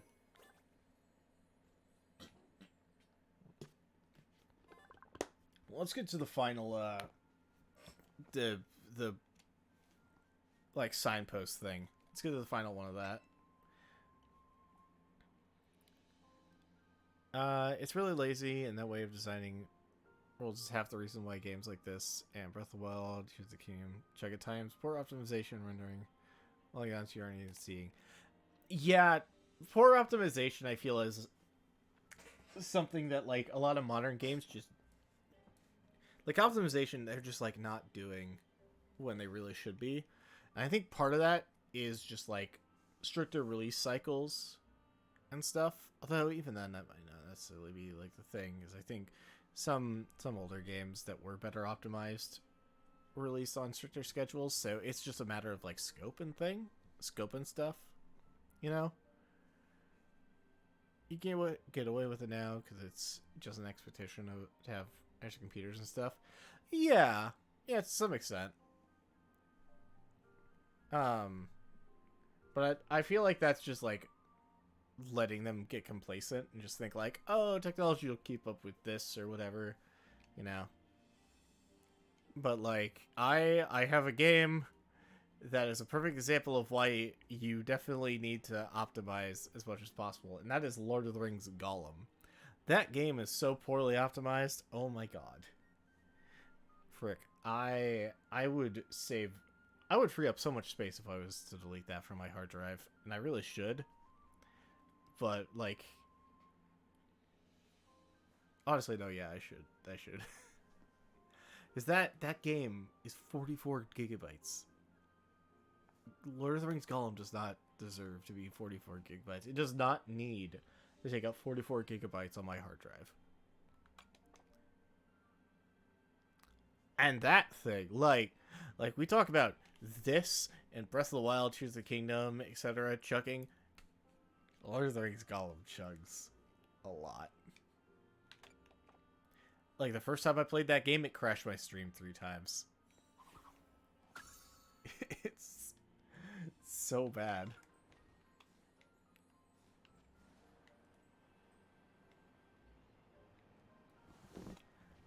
It's actually a strategy AAA studios use to kill competition. Yeah. Just like making them have higher expectations and stuff. Yeah, that makes sense. Yeah. It's like barrier to entry. Oh, okay, making them unnecessarily large so you can't download. Okay, that makes sense, yeah. Basically, you have to, like, choose what you're downloading. So, they're just trying to, like, take up as much space as possible. Yeah, I can see. That makes sense. It's not good, but I can see why they would, like, think that makes business sense.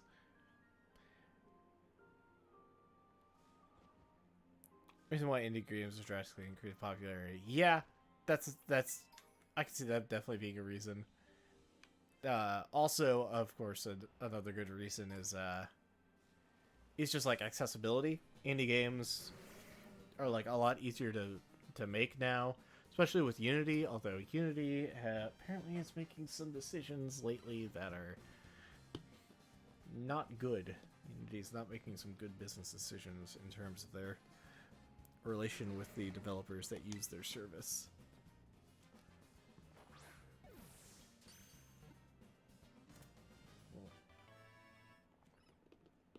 Yeah, we don't talk about the Unity. Yeah.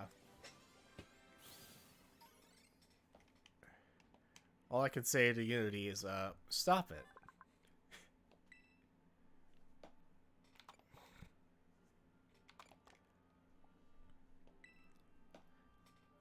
You know? Stop being dumb. But I can't really expect much when they freaking hired the CEO of EA to be their CEO, which is like, why? Why would you...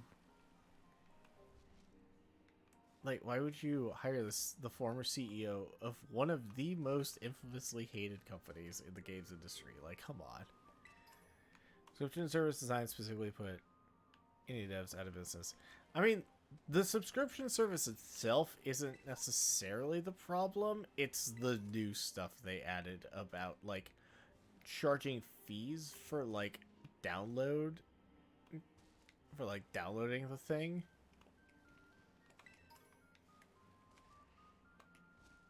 Like, downloading games made in Unity.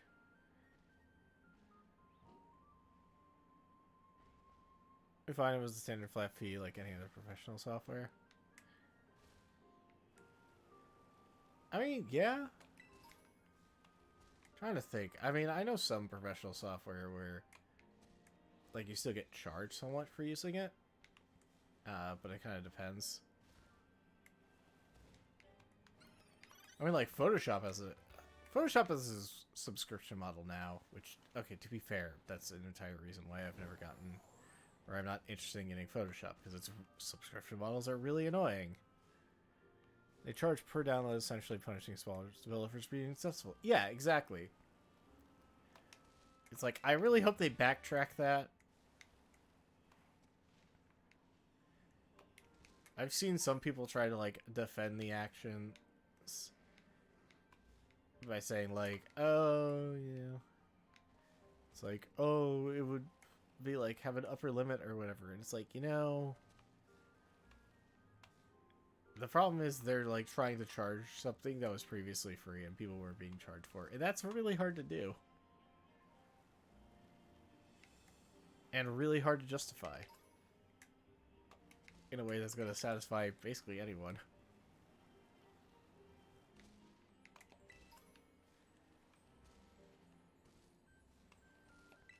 But who knows?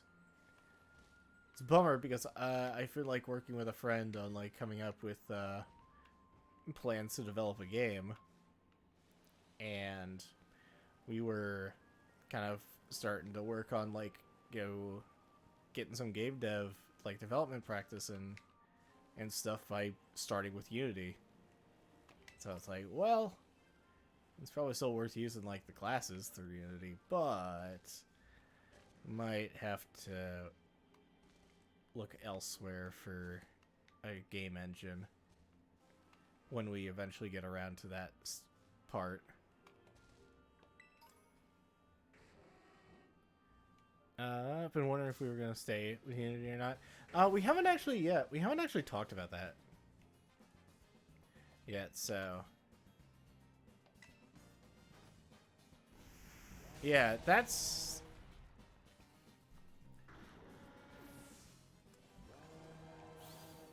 I think, in terms of, like, at least learning the ropes for game development stuff, I think there's no harm in, like, maybe using some of the free classes available on Unity.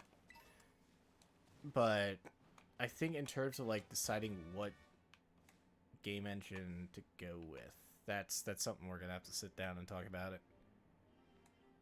Godot is pretty easy. Always getting better with each update. Okay. I'd have to look into that. Because unfortunately, like, the only ones I know, the only game engines I know of that are even, like, somewhat accessible to people is, like, Unity, Unreal Engine to some extent. I think there's some version of Unreal that's more indie-friendly. There's RPG Maker, which really wouldn't work for the game we're trying to go for. But yeah, I think those are the big three I know about.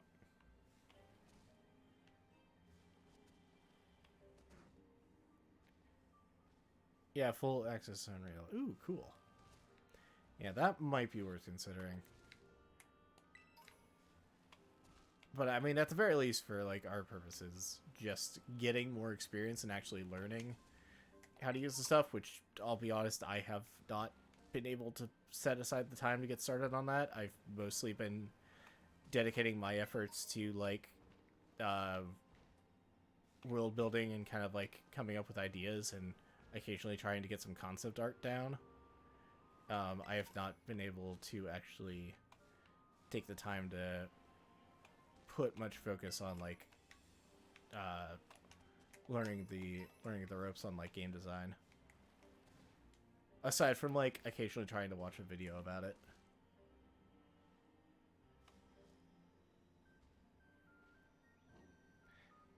There's Game Maker for your type of game too. Yeah. Game Maker Studio is surprisingly versatile for 2D games. Spunky and Nuclear Sun on the remaining games. So was Level Head. Oh, cool. Ooh, Slugma. Hold on, where the frick am I supposed to go?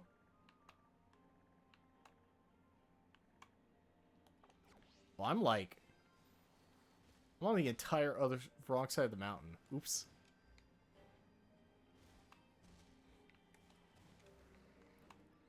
Yeah, it'll definitely be worth looking around. Yeah, different at different available game engines. You go out as free though. Haven't tried Game Maker personally. Okay, cool. I'll have to check it out.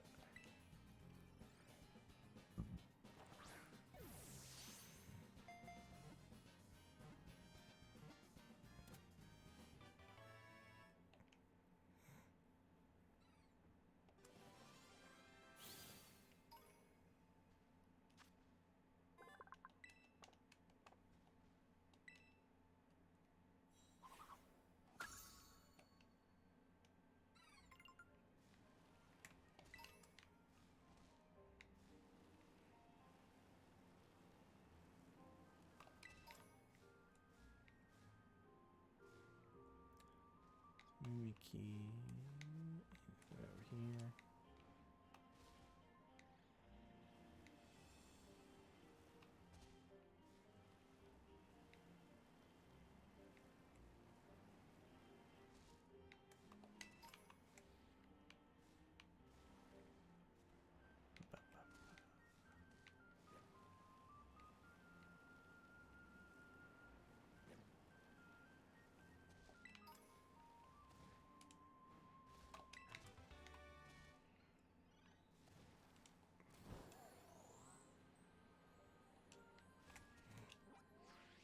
Alright, am I almost there?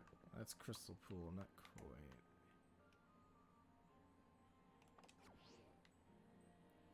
Oh no, yeah, I do want to go up that way. Cool.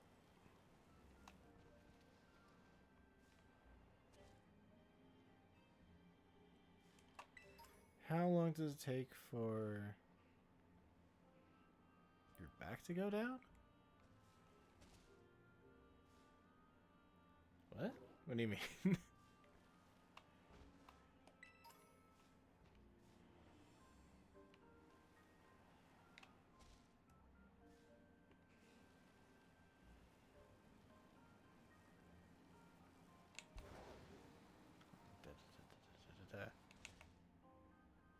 Alcoholic beverage, good. Oh, yes.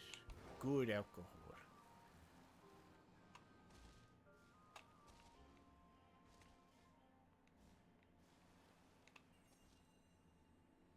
Oh, blood alcohol content. Let's see. So I think it's your body, or more specifically your liver, can process about 1 beer every hour without you getting any drunker. And so assuming 1 beer has, on average anywhere from 5 to 6% alcohol, it's about like that.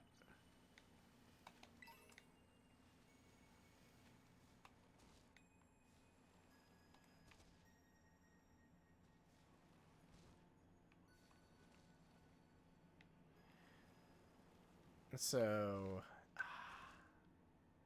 although on the specific average rate of that, I honestly don't know.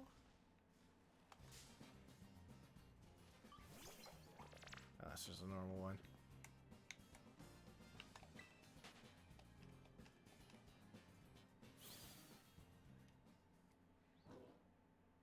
Is it strange though, because some cans hit 5% hit way harder than 7. Yeah.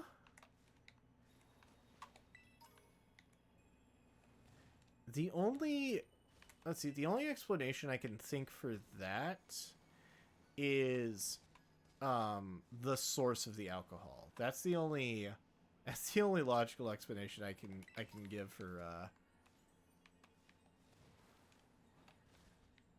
for why some alcohols might hit certain people harder is like where the alcohol originated from, because some people get drunk way faster off of like tequila than whiskey or something like that, and there can be like there's usually some like genetic correlations, or like even like ethnic correlations related to that.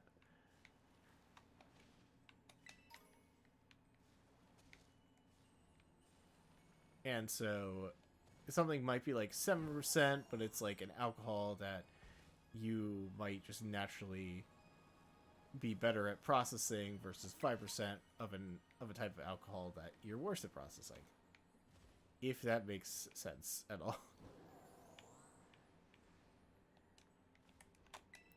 That was probably a very rambly way of trying to explain something. Oh, jeez. That, like, froze for a second. I was terrified. Like, there's these margaritas are 9%, and it's, like, taking shots. 2 drinks, I can barely walk, but I can drink, like, 5 cans of White Claw and feel nothing. Yeah.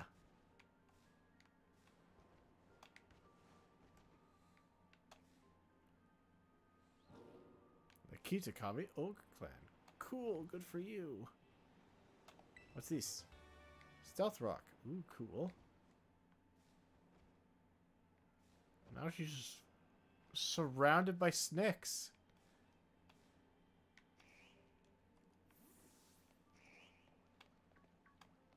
Hi, who are you? I'm Kotetsu of the Kitakami Ogre Clan. My martial prowess will lay you low. Okay, good luck.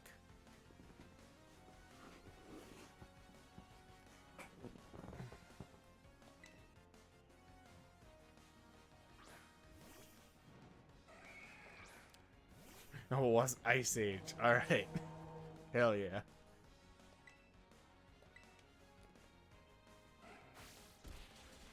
Heracross faster? Crazy.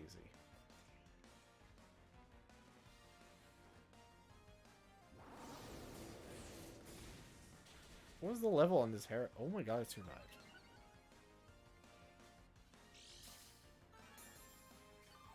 That is nuts. What the hell? 75. Oh, okay. It's only 10 levels lower than me. I guess that makes sense. Mega Horn. Damn. Oh, it was a crit. Okay. I was like, that did a lot for a Mega Horn.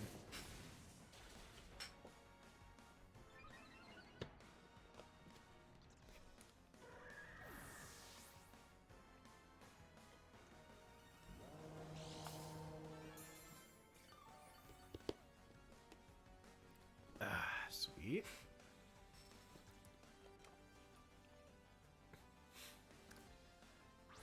Yeah, Krogunk. Yeah, I should have a Krogunk. I think that's part of the regular. That was part of the Pokedex in the regular areas. No, this is bad. I forgot. Skeletor's is not fast.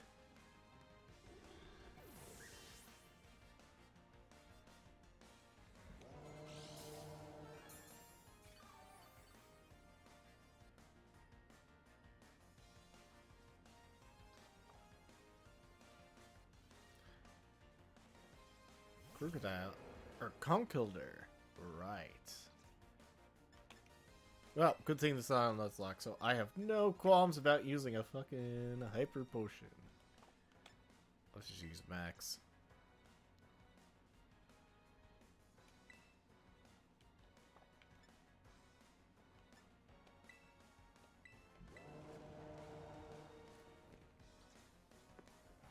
Let me check. Actually, yeah, I'm pretty confident I have Krogunks.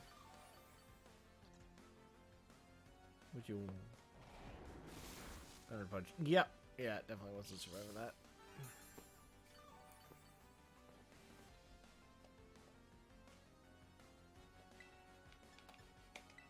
Door Song. Oh, I'm faster than. Okay, fine. Fine, I'm faster than Conkeldurr. I was just used to the other two being slower. Or being faster, so. Alright. Let's go. Oh, we're got a lot of Pokemon. Pokemon is very cool. Would have liked to see a Mega Code. Ooh, that would have been cool, yeah. Oh, that's the dragon. Yeah, fighting dragon. I've got like a +3 Shadow Ball. This should be fine. Oh, dang.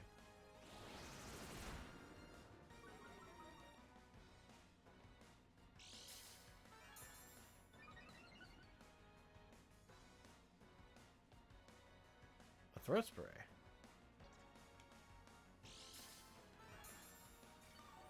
Good for you.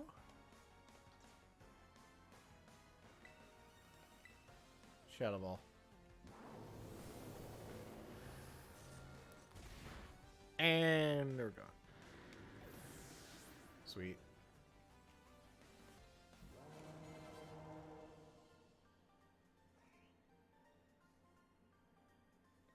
So you have defeated a trainer of the Kitakabe Oku clan. Yes. Good for you. Alright. Let's go, Geodude.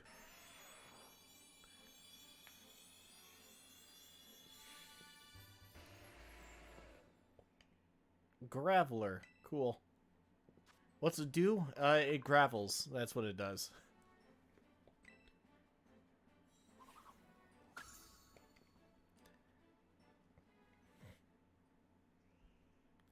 Much less is evolving. Let's go.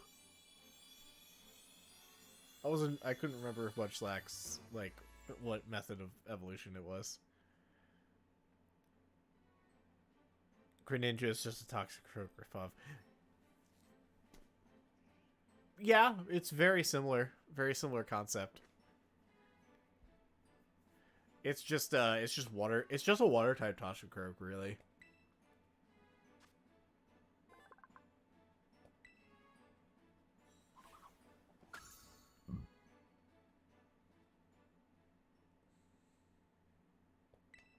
Timber's evolving. Cool.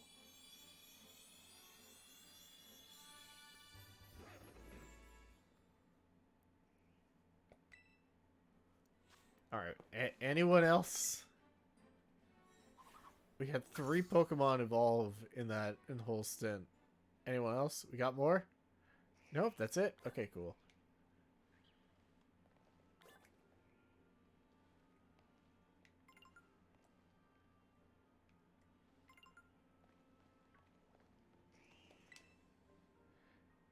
Yeah.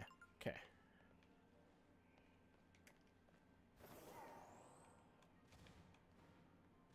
Oh.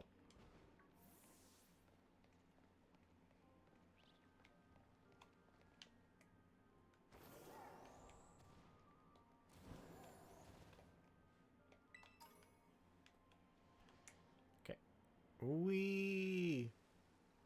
Water?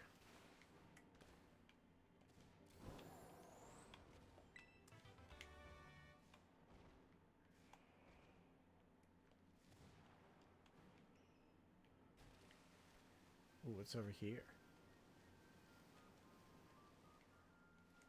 Wishcast. Reminds me, hold on. Just to show that I have Toxicroak. I'm pretty sure I do.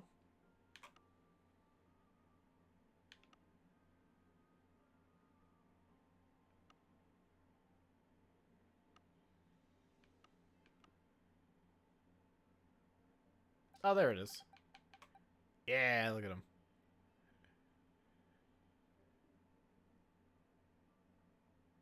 Reckon XP candies are just bad for rare candies to your EVs. Yeah, I imagine they don't do it. Like, I don't think they do anything for that. Ever played the Pokemon Rumble games? I have not actually. I have not played the Pokemon Rumble games. Let's see. Yeah, there's just a bunch of Barboach here. We don't care.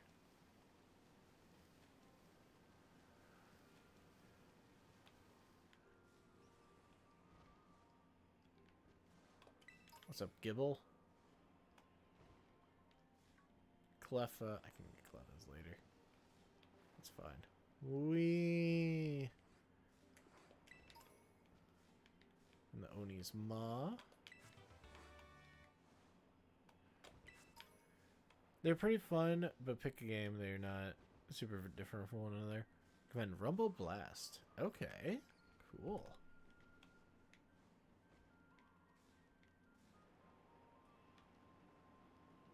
What the?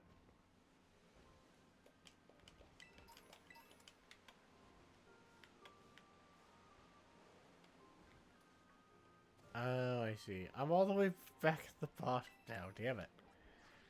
Come on. I was trying to get the last side post. That's what I was trying to do.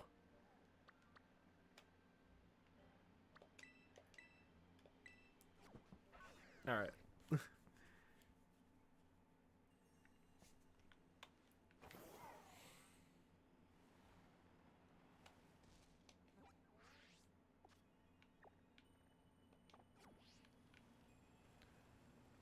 Alright.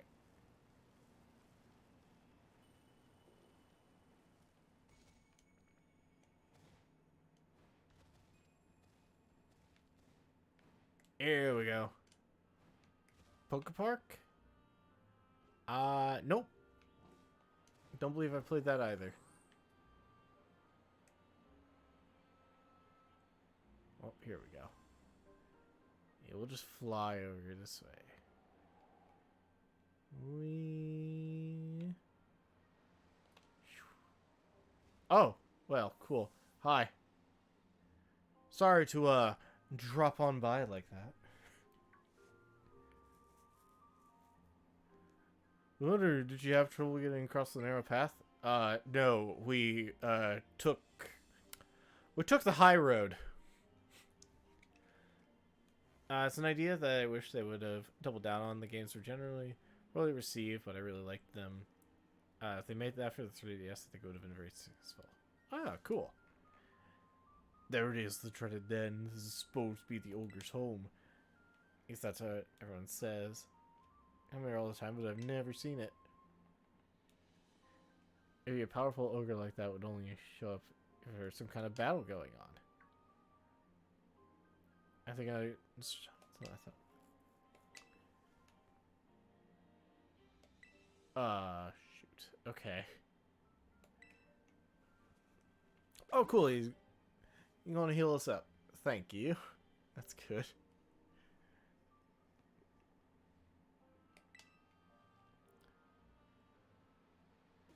Everyone in this game's got anorexia. I don't know. There are a lot of very scrawny people in this game.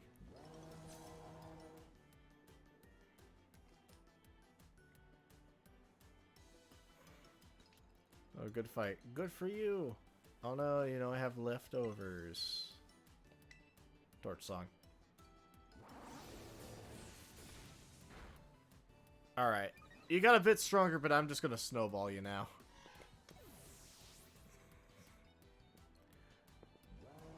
Wally was the peak of envy. Oh yeah. Wally's great. I love Wally. Poliwhirl. Huh. Oh, Shadow Ball.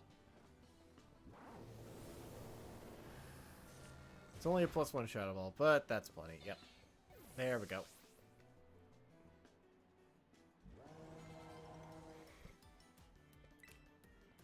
Yanma. Sweet.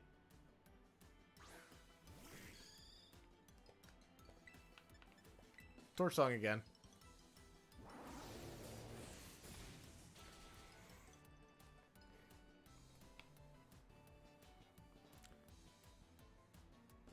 But that was just one attack. Oh, they actually, like... they actually commented on the fact. That fire salamander starter? Yes. He's the big fire crocodile.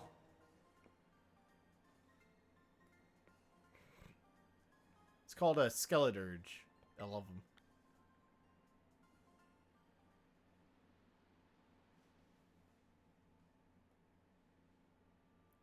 No, it really are strong. How we... Joker saw that battle, I'm sure. He Thinking that kid's got real strength. See, my school, Blueberry Academy, is a school that specializes in teaching the art of Pokemon battling. I was a starting team. Maybe we could have interviewed that trainer there. Let's go have a look at the ogre's den. Okay, cool.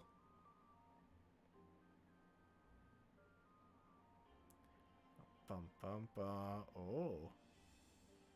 Well now.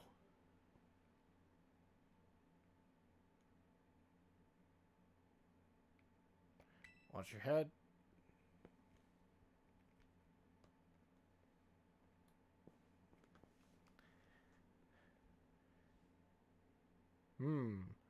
See how dark it is in here? And craft, even the floor is all rough and uneven.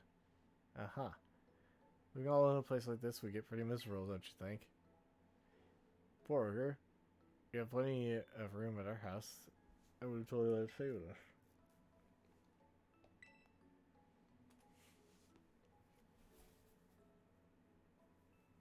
You and that just always like the stories about the ogre, that's all. But the ogre really did show up, stay at our place. I'm sure the whole town would freak.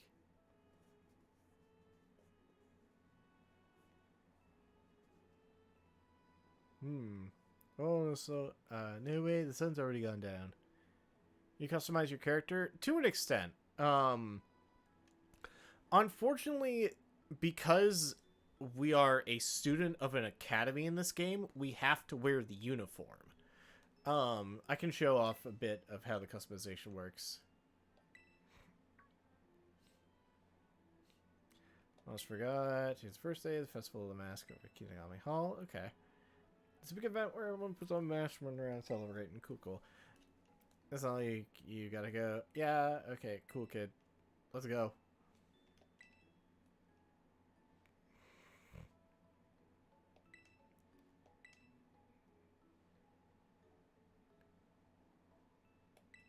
First, cool, cool.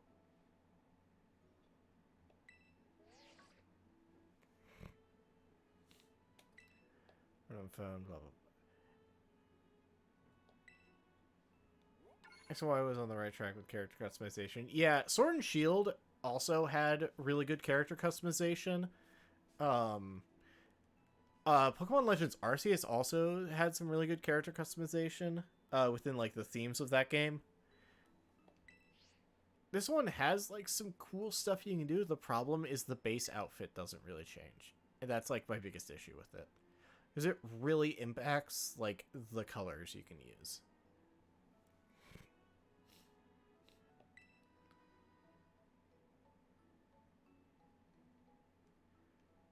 Sun Moon had some as well. Okay. I would imagine, yeah. Alright, so I think it's...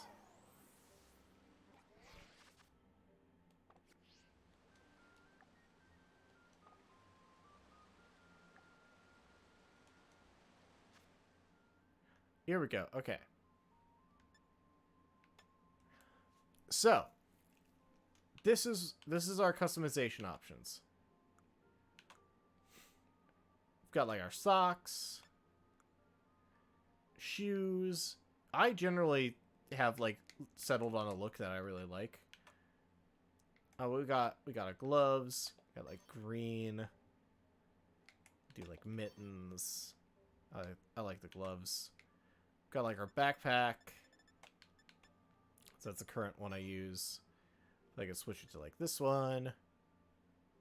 Cool thing about Sun and Moon is you can have it like right off the bat. Nice, yeah. I think this one I could pretty much customize like almost immediately. It's just a matter of like buying the stuff that you need. Yeah, we had like do this one. This where was by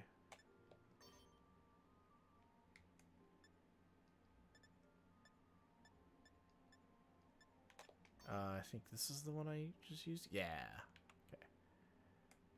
Yeah, like that. You can even adjust the like phone case for your Rotom. But ultimately, the base outfit here is limited to these four.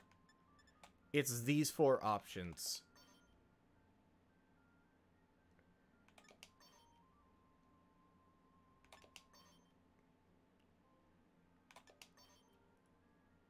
That's it.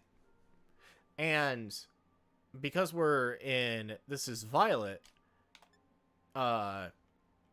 your school's theme is purple. So all the pants will always be purple. You cannot change the color of that. And so no matter what colors you want to pick, it has to match with purple. In Scarlet, the pants are orange. It's kind of lame. Yeah, it really sucks. Once you beat the Elite Four, you're still in school. Yep. You beat the Elite Four, you become a champion ranked trainer, still in school. It's a real bummer. It's real annoying. Apparently we'll unlock additional outfit choices in this and the next DLC expansion. I have yet to figure out when we're probably going to get access to that. We'll probably get access to that like soonish. Probably next time I stream this though, because it is like 3:30 in the morning. So I definitely want to wrap up stream soonish because I'm getting really tired.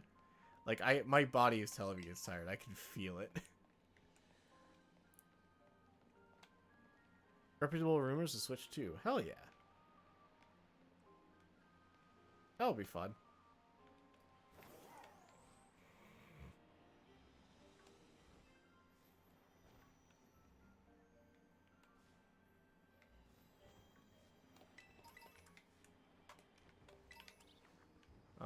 Oh, hey. This is the Earthworm Pokemon I had mentioned earlier. Look at him. Dude, go away.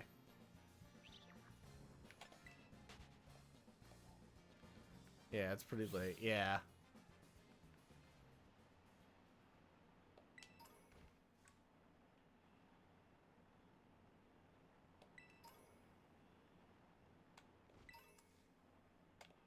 Worm. He's a little worm boy.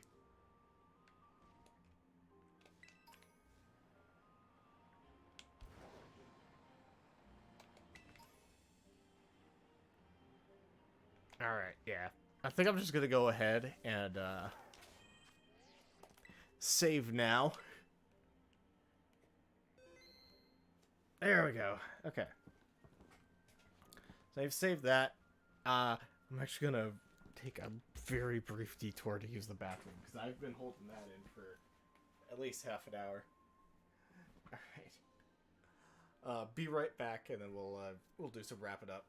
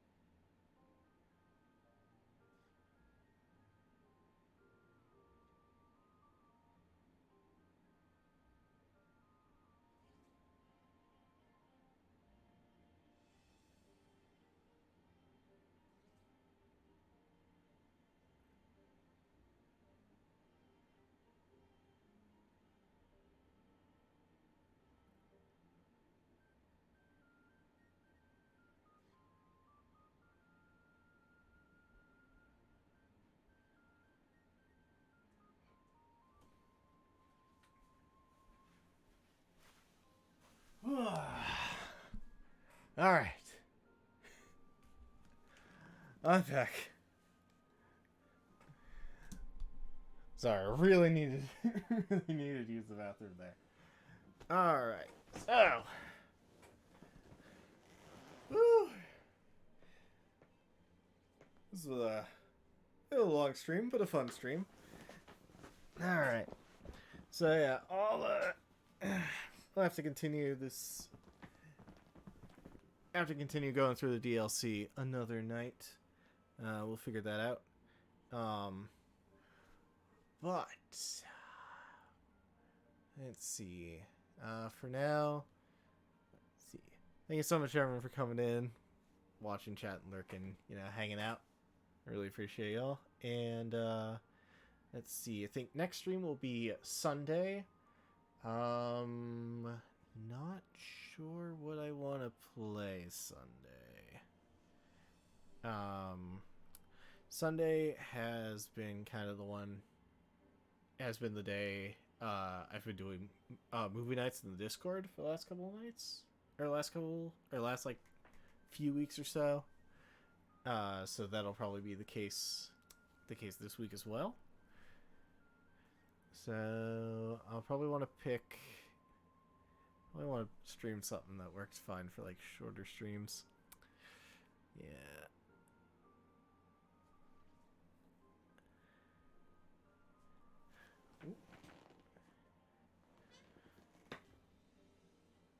Yeah, I don't know. Honestly, yeah. I'll leave that up to whatever I'm feeling that day. Night, good stream. Thank you. Thank you, Smudge. Thanks for stopping by and hanging out. Yeah. So Sunday, I'll figure it out. I am not in a position to be mentally making plans of what I want to do. A dog water.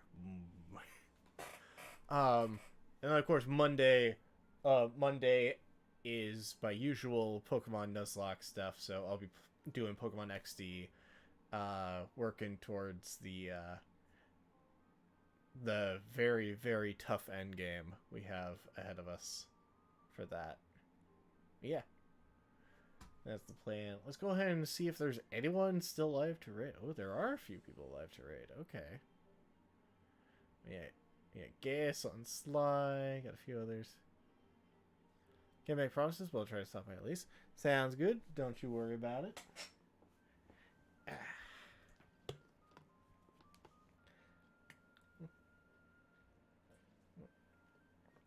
It's like, if you can stop by, awesome. If not, no big deal. It's all good. Let's see. Last time I raided. Okay, so let's raid. Let's raid Bastress. He's playing Fire Emblem Path of Radiance. I forget, is that one of the GameCube ones? Yeah, I think that is. Sweet.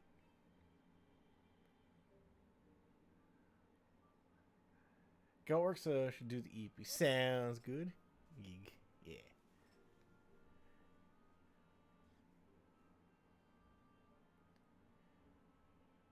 Let's see. I don't know. Should we raid Gas? I'm fine with that.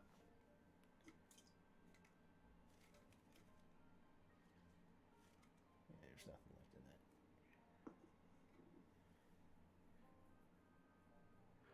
that. Ugh. But yeah, because now I'm thinking about it. Again, I should play the Fire Emblem games on stream sometime. I've only played through Awakening, which I really liked. Came from the gig. True. Doing all keys? Hell yeah. Let's do it. He's on runs? Awesome. Cool. Then we'll crash the runs. Let's do it. Sounds good to me. Imagine he just gets out of a PV. I'm pretty confident. Yeah, he has the record in all keys. So that'd be really funny if he sets a new world record. It's just like, just in the middle of it, we raid.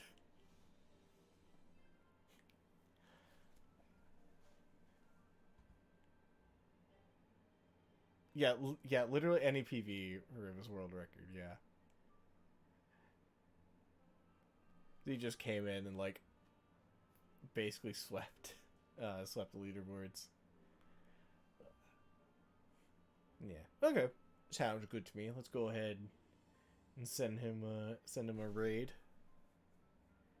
World record holder in every category. Yes, correct. Ooh, yeah, he is a really good runner at Sly. It's insane. But yeah, let's go ahead and get that raid started. And yeah. Alright, thanks. Sorry, I'm like, I'm tired. My head is... My mind is not moving at the pace I wish it would. But yeah. This was a fun stream, playing some Pokemon, did some Monopoly with my friend earlier, which was a Monopoly. It was an experience. Yeah. It was a blast. Yeah.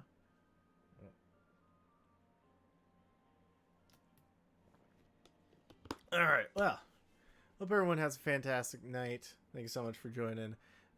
Show Gaius some love, and I will see you all next time. Take care.